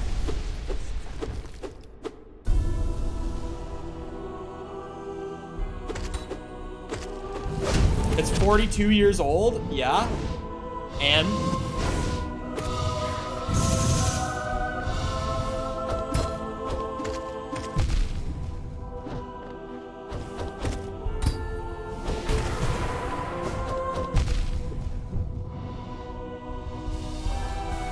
Hades boring as fuck, confirmed.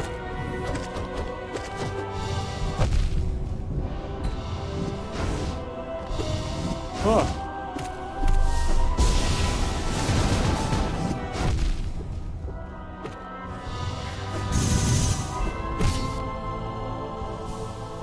Hello, Xanford. Yeah, people have been saying I would probably like Dead Souls. Or Dead Cells. Dead Souls. Amazing. Dead Cells.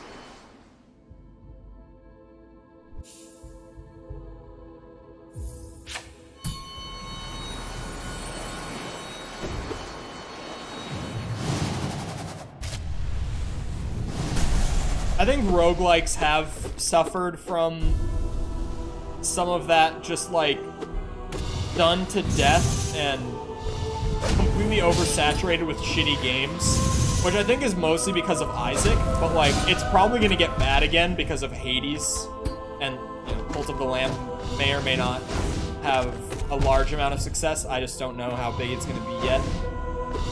But it's being published by Devolver, which means it's getting a lot more marketing than like the vast majority of indie roguelikes. I also don't know enough about the progression in Cult of the Lambs. I don't know whether to call it a roguelike or light yet. But it seems more roguelike than roguelite, so. They even added the nail from Hollow Knight to it. Wait, really? I don't know the difference. I imagine a roguelite just takes less inspiration. There's kind of like one key difference between roguelike and roguelite. And you will hear people use the wrong term constantly once you know the difference and you actually know which is which. You will hear people use the wrong term all the time. All the fucking time. And yes, it will annoy you. So I might just spare you and not tell you the difference. What's the difference? You have to know what you're doing to yourself. If you know the difference it will drive you up the fucking wall. Until the end of time. Like, as long as you're into gaming, people are going to call these two things the wrong one, and it will drive you insane. It's done it to me. I've said it before. One of my biggest pet peeves is people, like, categorizing games in the wrong subgenre. It drives me fucking crazy. Like when people call Destiny an MMO. Or when people call Outlast a survival horror game. Shit like that drives me fucking crazy.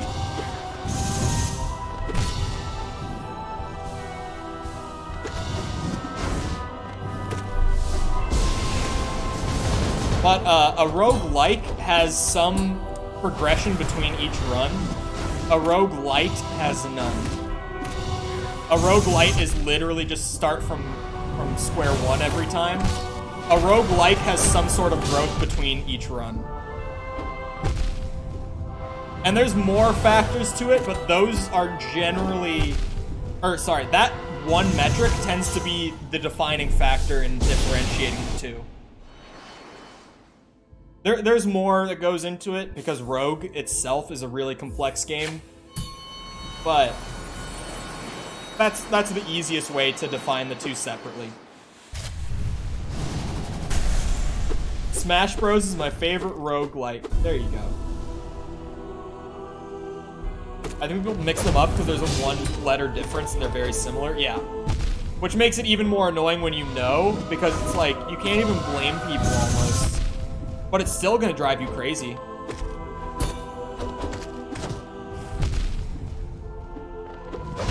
Survival horror is the one that gets me though, considering I grew up such a hardcore Resident Evil fan, and still am such a hardcore Resident Evil fan. Like, there's the more extreme examples of like people saying that like Outlast or Amnesia are survival horror games.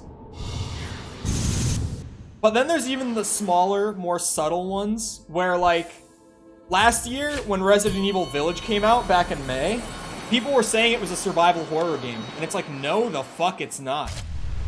Not at all. Design, no. Here we go. Yeah, survival horror is the one that gets me.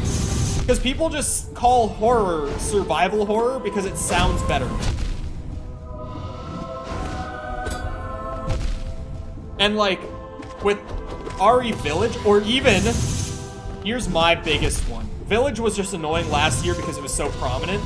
Here's my number one with survival horror. Resident Evil 4 is not a survival horror game. You motherfuckers. It's not. It's not. Splatoon and FPS? No, that's just... Calling any shooter an FPS is like so dumb that I can't even be mad about it. You know what I mean? Like, people used to call like Gears an FPS too. Like, it's dumb to the point where I can't even be upset anymore. Resident Evil 4 is a simulator. Speaking of simulators, I actually, I picked up Ready or Not recently, and I've been playing that in my free time here and there. Very cool game, very fun, I like a lot.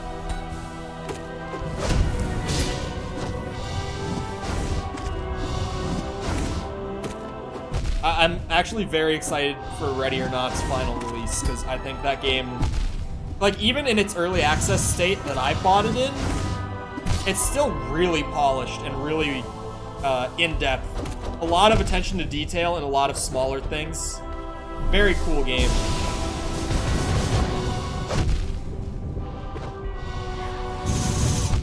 But I also, I'm a pretty big tactical shooter slash milsim guy. And like, obviously, milsim and SWAT sim aren't the same, but gameplay-wise, they tend to be very similar. So I like.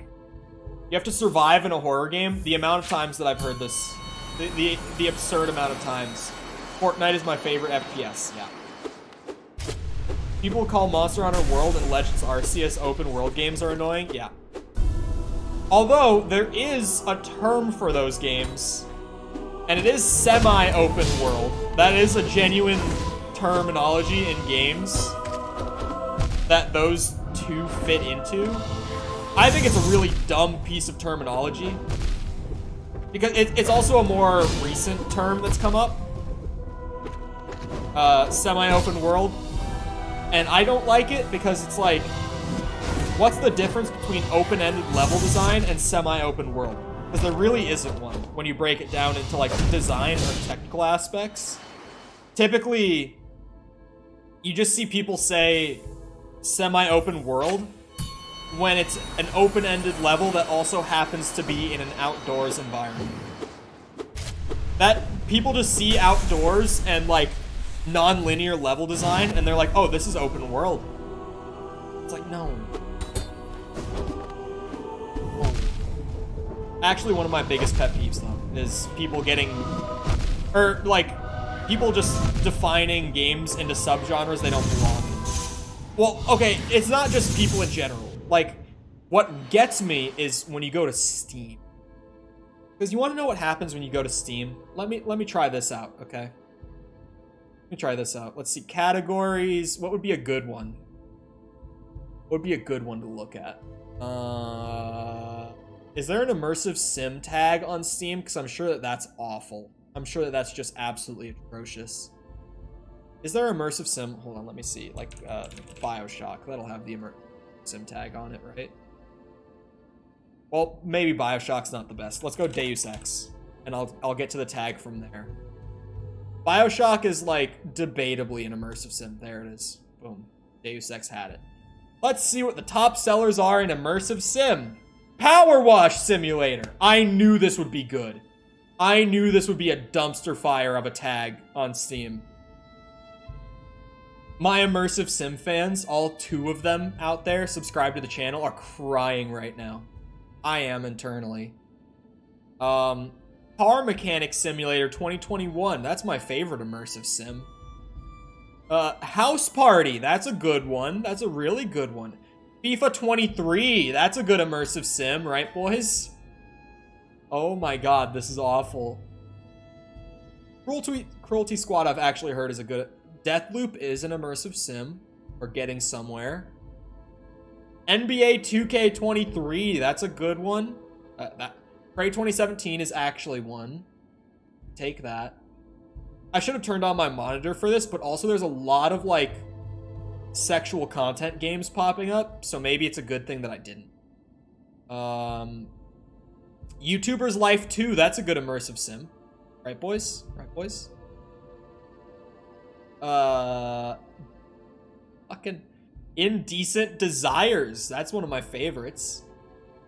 I feel like with stuff like that, I have no idea what that game is even like, so I can't really speak on it, but it's probably not. What's going on? I'm on about my peeve of people, like, classifying games into the wrong subgenres. One of my biggest pet peeves in all of life. I like your funny words. Yeah, immersive sim, if you don't know what an immersive sim is, but you're kind of caught up on some of the bigger ones, or at least what their general gameplay and design philosophy is like. For immersive sim, think like System Shock 2 or like Deus Ex. Or like the old Thief games, not the rebooted one from like 2014, I think it was. But like the old ones. Like those are immersive sims, not like FIFA and 2K, which are on Steam classified as immersive sims, or like Power Wash Simulator. Just awful. The tags on Steam that publishers will market their games with, horrifying. You wanna know what's funny? I don't even think Outlast on Steam has the horror tag on it. I think it only has the survival horror tag on it. Outlast is always my #1 notorious example. It's like, for my non-survival horror fans, think of survival horror as like a game that emphasizes making use of very limited supplies to navigate. Essentially, think of think of horror, or survival horror, words are hard for me right now, as like games that put more emphasis on the survival element, but within a horror setting. And, like, actually has resources, and almost always the ability to fight back against whatever's actually chasing you. Like, typically speaking, when you get that Outlast sort of, like, run and hide gameplay, that's about as far as you can be from, like, survival horror. Minecraft is survival horror?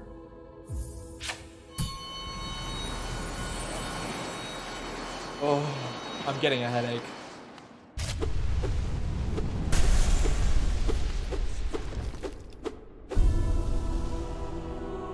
But hello, Bird. My fellow rain dog enjoyer. The only one. I think me and Bird are like the only rain dog mains in existence, I swear to God.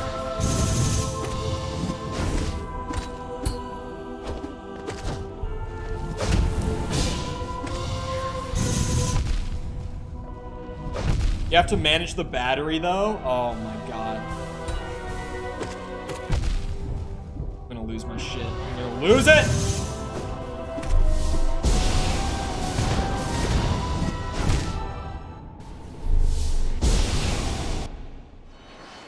Rain Dog is hype. Who cares if he's technically the worst character? He's not. He's not.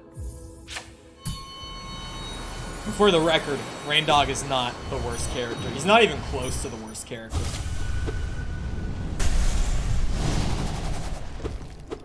There are definitely characters in the game that aren't as good as Rain Dog. Like, Taz is not as good as Rain Dog. I need to think. Garnet is terrible, not as good as Rain Dog. Steven is terrible, not as good as Rain Dog.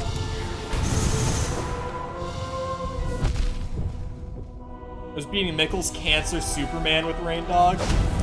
Superman is just AIDS to play against. I hate playing Supermans in ones. In twos, they're fine, because normally their attention is like kind of bouncing between you and the other person.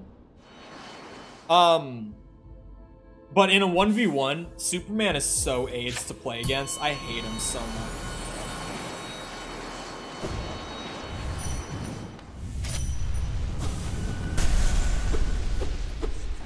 Ooh, maybe I could make good subgenre comparisons so that people understand my pain in the Hollow Knight fandom.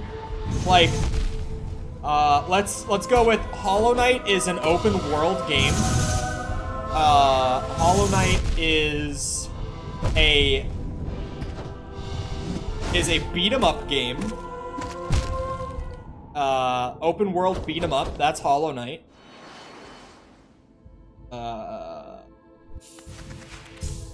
That might just do the trick. That might be enough to send some Hollow Knight fans cringing to the grave. Definitely an RPG. Definitely an RPG. Gotta be. What else is it? If not RPG. I am genuinely at the point where I think doing Binded Pantheon 2 is gonna be easier than what I'm doing. Zote, get the gun. I understand now. Yep. And now you understand. Now you get what we're talking about. I was like, those two might just be enough to do it, but RPG was a good third one. Honestly, hold on, chat. I'm betting on it. At least one of those three things that we just said is probably on the Hollow Knight store page on Steam. Let me go look. We're looking for open world, beat 'em up, or RPG. Hold on. Exploration, we're close, we're close. Actually, shockingly, none of those three are on the thing.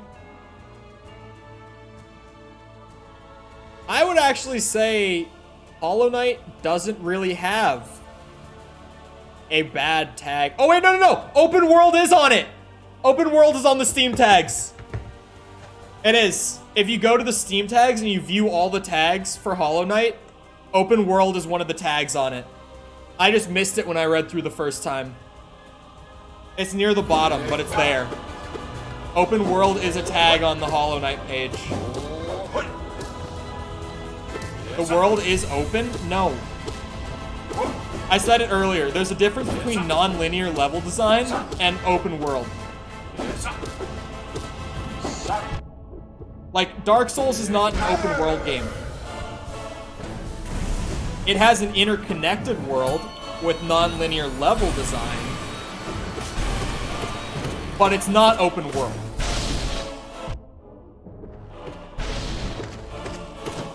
Would you say Arkham Asylum isn't open world?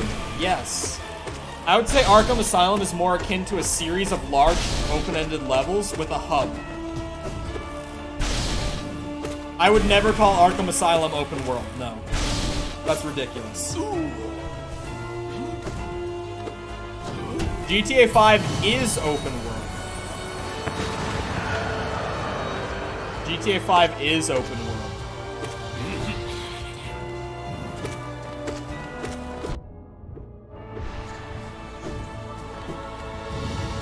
Would you class The Witcher 3? Yes, The Witcher 3 is open world. The Witcher 1, however, is not open world. I haven't played 2 or watched it. I've never even seen gameplay of The Witcher 2, but I've seen The Witcher 3. And that is 100% open world, yeah. It's really hard to describe the differences between open world and interconnected world and just non-linear level design. But the differences are there. And if you've played, like, a couple open world games, a couple interconnected world games, and you played some non-linear level games, like Tom probably knows the difference like I do, but it's really hard to describe the difference. Like, with words.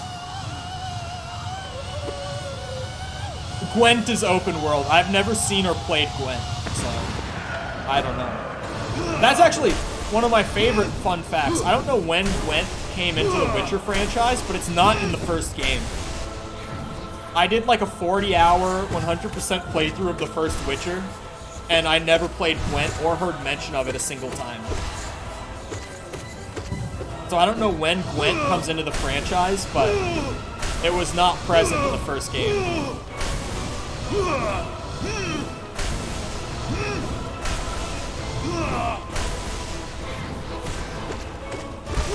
You know what was in the first game, though, was, Dice Poker. Is Arkham City an open world? I would say Arkham City is, yes.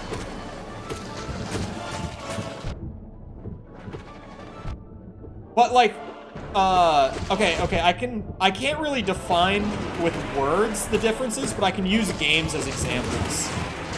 Like let's say Arkham Asylum is, like, a few levels, a few really big levels with a hub, right?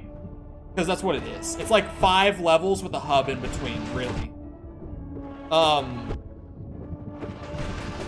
Arkham City is a shit ton of levels with a hub in between that also has a lot of, like, side content to find in the hub specifically,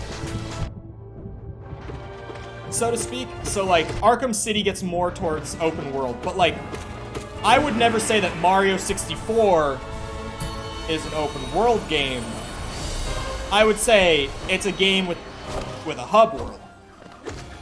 Which, if we're being honest, the difference is very, like, the line is blurry in the differences between, like, a game with a hub world and an interconnected world and open world.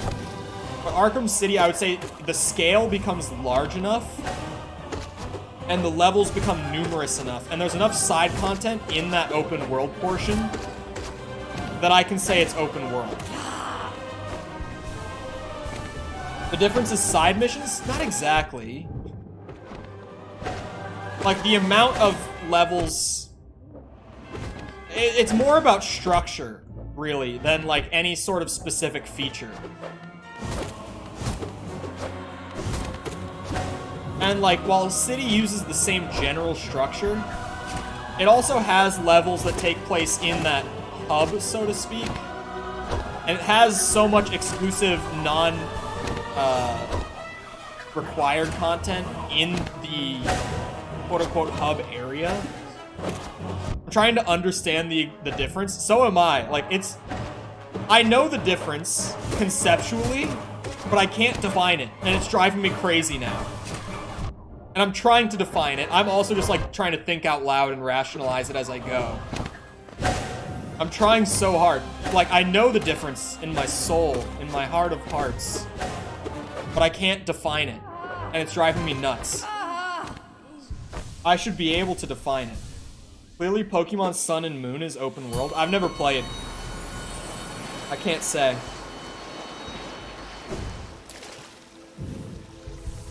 Streamer doesn't know. Streamer is trying. Streamer is trying to get there, but struggling.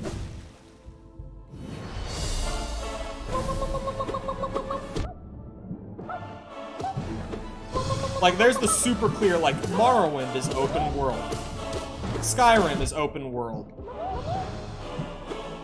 Knights of the Old Republic is not. Mass Effect is open world. Well, no. Kind of. Mass Effect is more like multiple open worlds connected by a hub. So, like, kind of open world, but also still kind of, like, interconnected world? Trying to figure out what defines an open world. It's fucking hard, now that I'm sitting here trying to actually do it. Hollow Knight is the Dark Souls of open world games. You've also just brought in another thing I hate. People referring to anything difficult as the Dark Souls of... insert subgenre here. Like, yeah, the original Resident Evil 3 is fucking hard. It's not the Dark Souls of survival horror, though. I hate people saying that shit.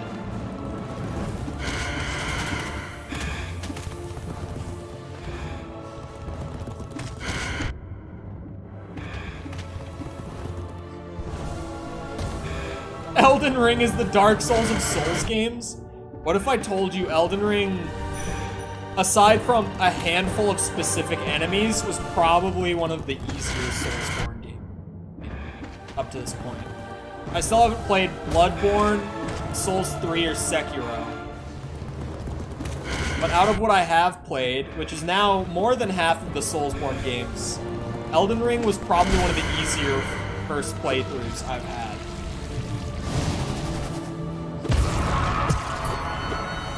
With the exception of, like, the handful of bosses in Elden Ring that just on their own were significantly harder than the rest of the game.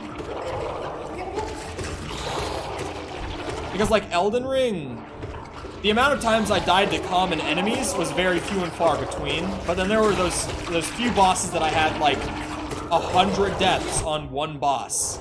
Or, like, 50 plus, let's say. Because 100 was more of a rare thing. Once you have a better understanding of Dark Souls, it's easier, I would agree.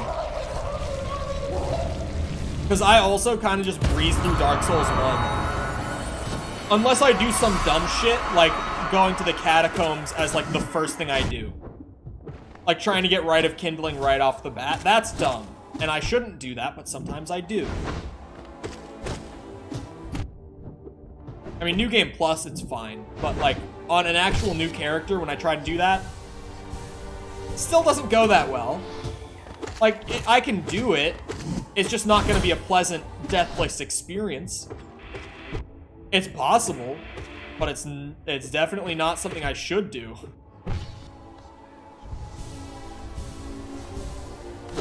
The connection between Dark Souls and Hollow Knight is fair. Very fair.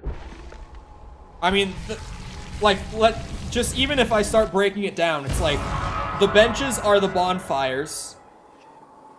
There's a lot of thematic storytelling stuff that's incredibly similar to Dark Souls 1. Like, the endings are the same.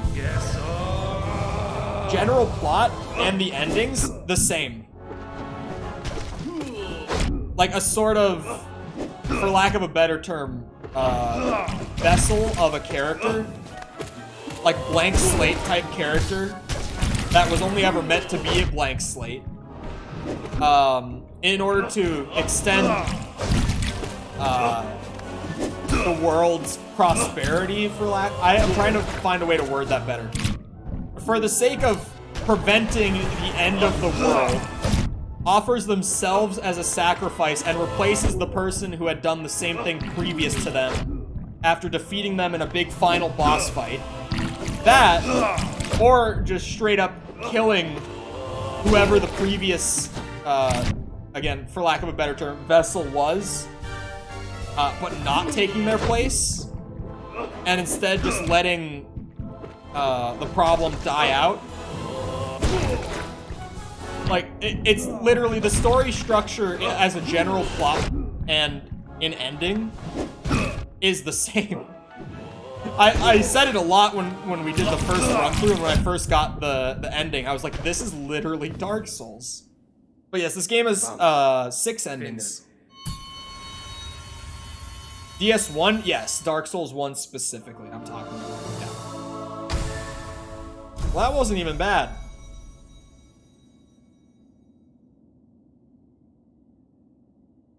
Just wait until the last 2 endings.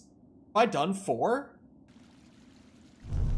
I thought I had only done 3. I think I'm wrong. Are they all very different or just slight differences? From what I understand from what people have said, it's like 5 of them are significantly different. And then there's one that's kind of just like a small variation of another. But the 3 that I've done are all fairly different.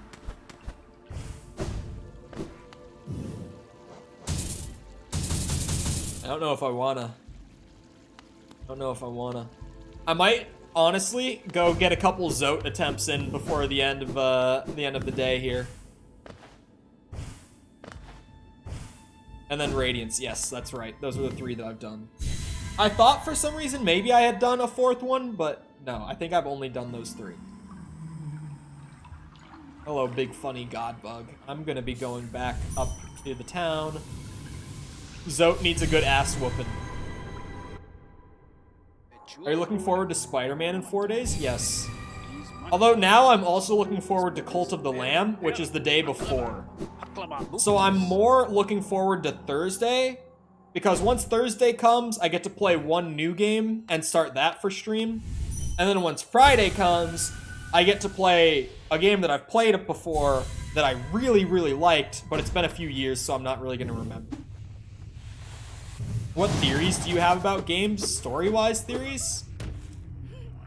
Not many. Again, I'm not really a very story-centric guy. I'm holding off until PC. When I tell you that I have had no urge to play it for the last week, I'm being 100% with you. Nothing is going to get me to plug in the PS4 and boot that thing up again. Shit console. I never want to touch it. There's nothing that will get me to boot up the PS4 again. I'm like so certain of this. What theories do you have about Hollow Knight? Not that many.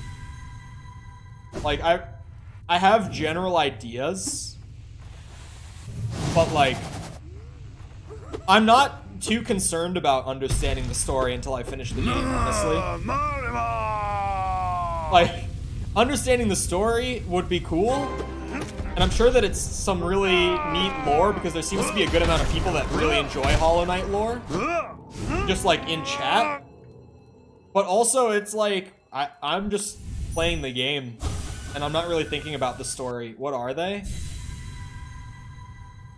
I don't know. I've kind of had all of my questions explained when I brought them up, at least to a basic level that's like, I can understand it.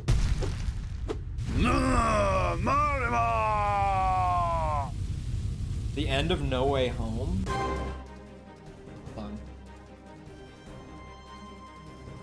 I don't remember him getting a new suit at the end. Although I generally remember very little of No Way Home. If we're being completely honest. Tom Holland wore that?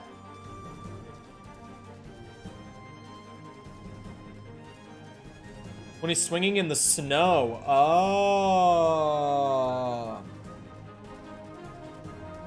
It's just a mix of the other 2 suits, like Andrew's and Toby's. Anyway.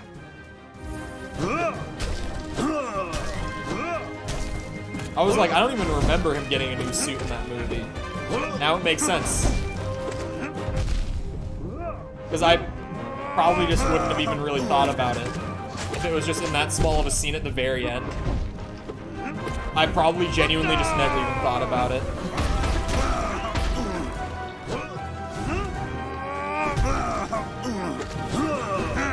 Ah, fuck. My theory is that they're all actually snails in a really big cucumber. That's a valid one. What do you think the Hollow Knight is, / what is his purpose? He's a vessel to hold the infection at bay so that it doesn't spread. Whatever the infection is. One of the very few successful vessels to be created. Are we talking about my Hollow Knight or the other one? Because the same purpose, I guess. And the same thing that they are, so... It honestly doesn't make a difference now that I asked that. I was hyperventilating at that shit. Tom, I don't say this often, and I say this to very few people in my life. But you might need to touch grass.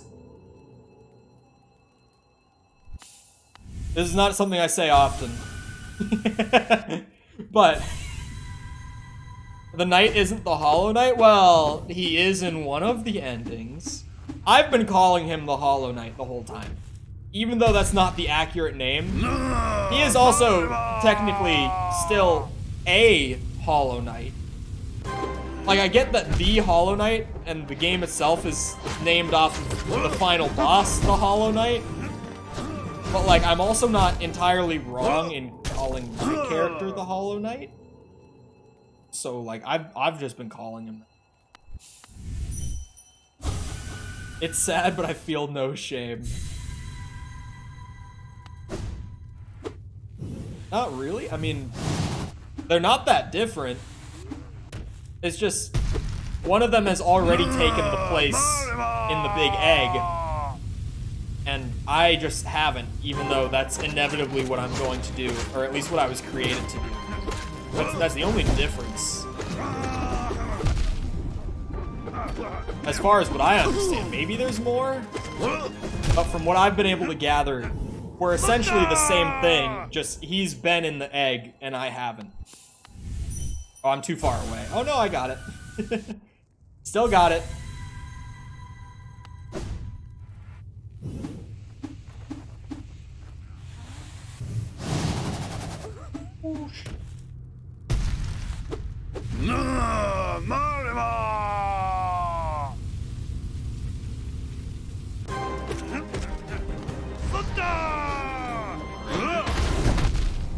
Those ghosts, depending on how he combos with them, can be like the best heal window if you catch it early, or just like guaranteed damage if he combos a certain attack with it. Oh, for fuck's sake.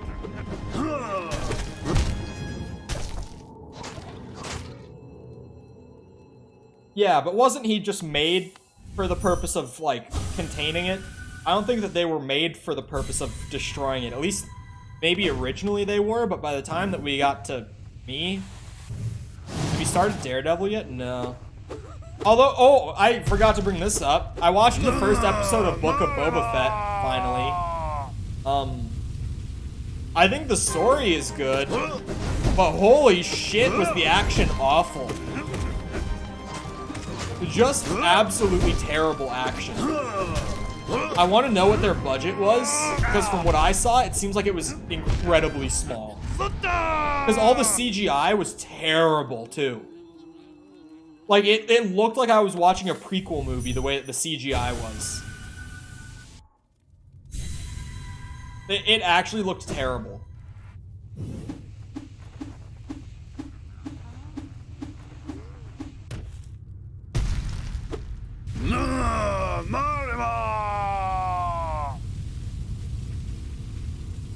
Ain't no way you're talking about Book of Boba Fett. Well, I haven't watched Daredevil, but I am trying to get caught up on shows that I need to watch. And so I was getting caught up on Book of Boba. And I think the story is perfectly fine. I actually kind of like the story just being him, you know, fucking taking Jabba's place as the crime lord of the region. I'm fine with that story, and the flashbacks to how he got out of the Sarlacc pit, also fine. Not great, but fine. But holy shit, all the action was atrocious in the first episode, at least. Just like, holy shit, man.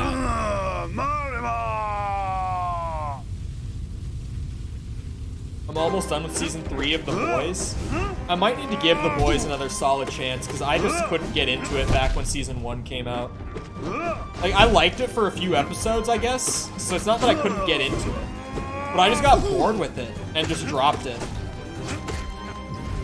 Not even, like, intentionally, it was just I didn't really watch it for a few days, and then I just never went back.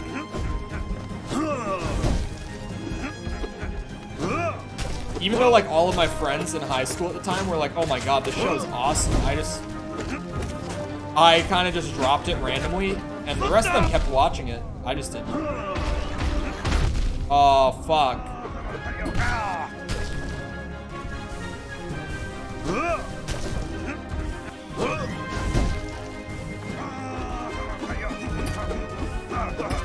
I'd give season 3 a 10. I know a lot of people are saying it's really fucking good. But, like, I would have to catch up with so much. Here's my general problem with shows. Okay, I have a lot of friends that are incredibly guilty of this. They recommend me a show. I start it, and I watch, like, 5 episodes. Assuming it's a normal show, I watch roughly, like, 4 to 5 hours of the show, right?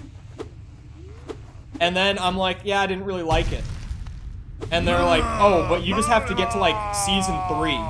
I'm like, so you're telling me it gets good after I spend over 20 hours with it? And they're like, well, yeah. I'm like, okay, I'm good. I'm genuinely just, when that's your response, I'm like, that's awesome. Glad you got that far. I'm not spending 20 hours not enjoying it to spend 10 hours enjoying it. I'm just not. If a show takes longer than 2 episodes to get good, it's ass. Not 2, but like if it takes longer than like 3 or 4, yeah. Yeah.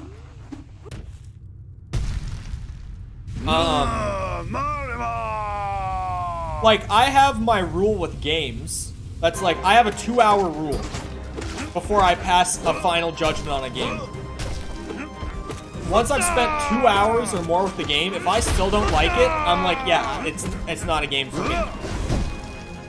And I won't recommend it to people. If the game takes more than a few hours to get good, I'm not gonna be like, oh, you just really need to get through like 5 hours. I'm not gonna recommend games to people off of that sort of thing. But like my buddy right now, who's got me watching Lord of the Rings with him, because I've never really watched it. Because I watched the first hour of the first movie, and I was like, not my thing. We've watched all of the extended cut of the first movie, and we've watched an hour and a half of the second. I still don't like it. I still think it's boring. And yet he's still like, no, but you just have to wait until it gets good. I'm like, when the fuck does it get good? I've watched 5.5 hours. Go watch Overlord. It's a spiral. What is Overlord? The show. I know a movie called Overlord that was mildly entertaining and nothing more. But I don't know a show.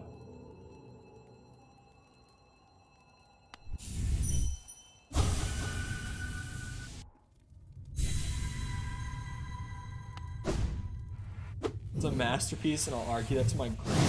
What if the game is under 2 hours? Then I'll play the whole thing. And then I'll still call it shit if I didn't like it.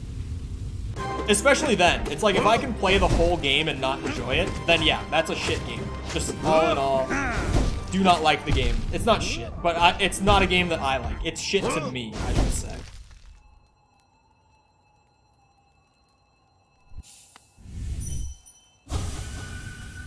Okay, wait, there's one game. There is one game that I will say you probably have to play more than 2 hours before you really appreciate it for what it is. And this is funny how relevant this might be to one specific person in chat. It's Morrowind. Yeah, it's Morrowind. Because Morrowind is intentionally slow. Like, by design slow. Not as some weird coincidence because of, like, bad design for the time. It's intentionally that way. It's one of those games where, like, you kind of have to work for the good stuff if you want the good stuff. Which is kind of why... I thought he was going to say DMC. No, DMC is really fun from the rip. Fucking called it. By the way, Tom. Question mark.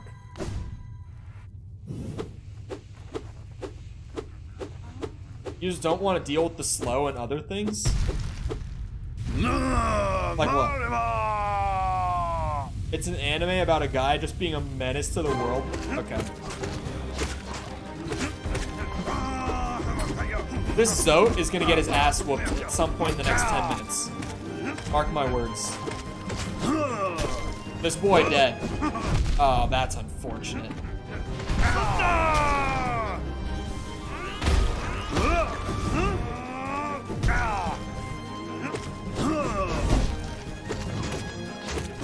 Which Zote is this again, by the way, chat? Because God knows I don't have count of it.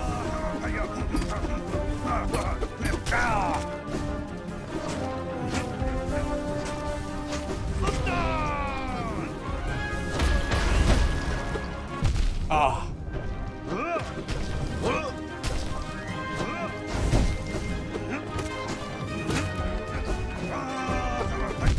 Fuck. I got greedy just to get back to full health for... Oh, no reason. I don't think I should start Morrowind tonight. Yeah, oh, I didn't say question mark about Morrowind. I said question mark to DMC, because Mikkel brought it up. 100% completion of Daggerfall? That's just not possible. Daggerfall isn't a game that's designed to be 100%ed, nor is Morrowind, actually. Fun fact. It's actually, fun fact, and this is one of the things that makes Morrowind fucking cool, it's impossible to 100% it on a single character. Because of the RPG systems. You literally, on a single character, you cannot experience the entire game. And some people are like, oh, that's so bad. But it makes the game more unique from a role-playing standpoint, from an RPG standpoint. And it's completely down to, like, quest lines and stuff. Because it's like, if you ally with this faction and do work for them, there are other factions that disagree with them ideologically will come to fucking hate you, and they won't work with you anymore. Like, there are entire quest lines that you will be locked out of if you take on other quest lines. So, like... She's better. I also read that, and... Yeah. But yeah, Morrowind... when you make decisions in Morrowind, they will really last. But Morrowind is also a game that makes you work a good bit before it really starts giving you the goods. Like, the opening quest line to Morrowind literally has you, like, this isn't spoilers for Tom who's about to play it, it's so minor. The opening quest will literally have you deliver a letter to someone. Like, that's how the game starts. You know how Skyrim starts with this big, like, dragon attack as you're about to be executed by the government? Morrowind starts with you delivering a letter. Because it makes you work. But also, Morrowind, by the mid to late game, reaches peaks that Skyrim never does. Which is why I'm such a Morrowind advocate.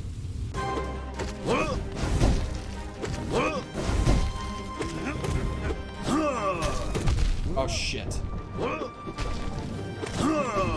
Like, sure, in Skyrim you might become half man, half dragon.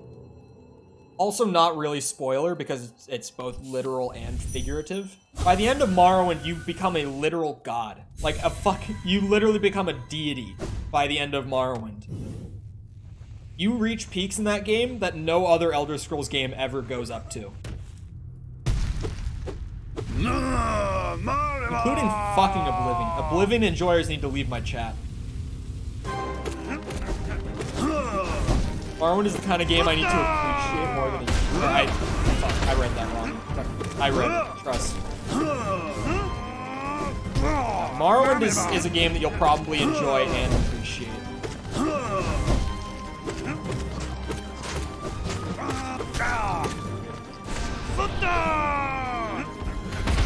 Morrowind.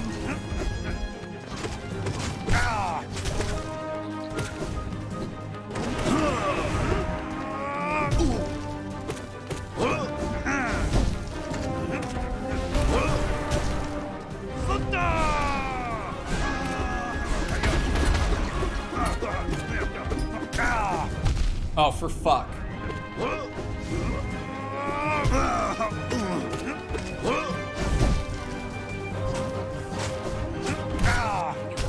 Bitch. Holy hitbox moment. That was some luck right there.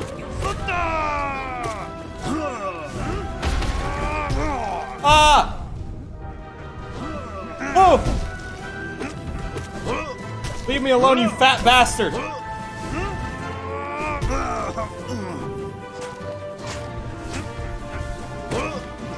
No! That was a good one, too! Does Morrowind got hot characters? You're gonna need to mod it for that. I've heard that Morrowind enjoyers are insufferable, so I want to be included. They're not! Okay, maybe I'm a bit biased, but they're really not. Well, some of them are. Some of them are. I don't even know why Morrowind enjoyers get such a bad rap. You know who's bad in the Elder Scrolls community is the fucking Daggerfall enjoyers. Oh my god, I hate them.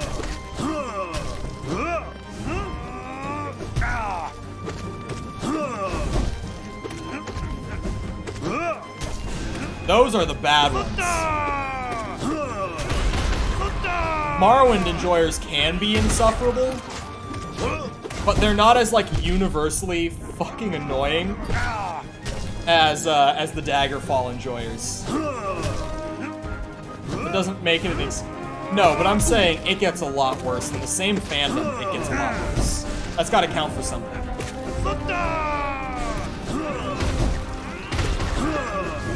It's like how in the Star Wars fandom, like, sequel enjoyers can be annoying because, like, they're just wrong. But they are nowhere near as annoying as the prequel enjoyers.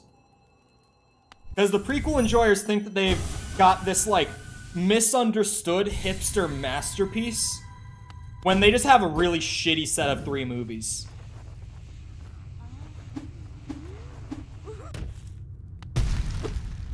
Because Morrowind is actually good. Daggerfall isn't bad, okay? It's just too sandboxy for me. Which is fair, and I know that's why Daggerfall enjoyers like Daggerfall is because of the sandbox stuff. But I need something to have a little more structure to it. Because Daggerfall literally is like, there's a main quest line, but aside from that, just do whatever the fuck you want. Star Wars fans in general are insufferable? Okay, fair. Clone Wars enjoyers are the best people in the community. They're also the most misguided, perhaps.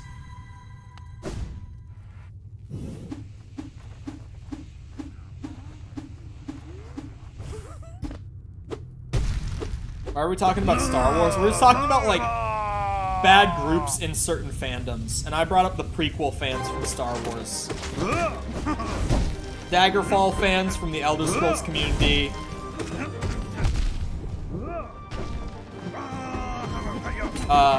The Fallout 1 fans can be pretty annoying. And I haven't played Fallout 1 yet, so I can't even say if they're justified for being annoying like that or not. Oh, you know who's really annoying, but, like, not in the same, like, up on their high horse for enjoying the best part of a franchise sort of thing? Another, like, misguided one, like the prequel fandom. You know who's really annoying? I lost my... Oh, I know what I was gonna say. Fallout 4 fans. Because it's like, holy shit, you literally are in love with the worst game in the franchise. Like, oh my god, Fallout 4. Don't get me started. I can't believe I don't talk about Fallout 4 more. Because people will ask me like, oh, what do you think is the most overrated game? And somehow I never say Fallout 4, even though that is definitely one of my opinions.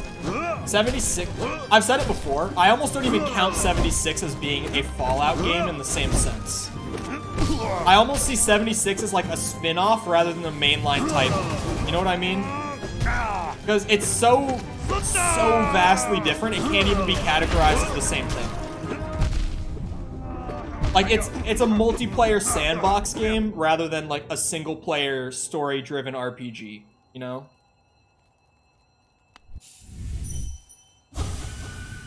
So I don't even like think of 76 when I think about Fallout games, in full honesty. I've also never played 76. If you have an opinion that's different, there's from there's bam. Dang, I've never been able to pronounce that franchise's name. You do Marvel Ultimate Alliance game. I played Ultimate Alliance 2 when I was like 5. So I have played and I really did like. But that's the extent of my Ultimate Alliance experience. But I did play them and I really liked them. That counts for anything. Oh, I didn't almost. I did accidentally.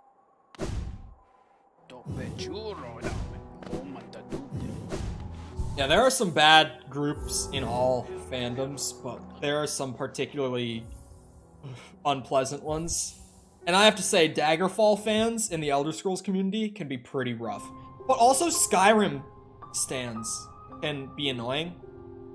In the same sense as like Fallout 4, where it's kind of just like, you love this one piece so much that you refuse to engage with the rest of the franchise, when the piece that you love so much is one of the more uninteresting parts of the franchise. You know what I mean?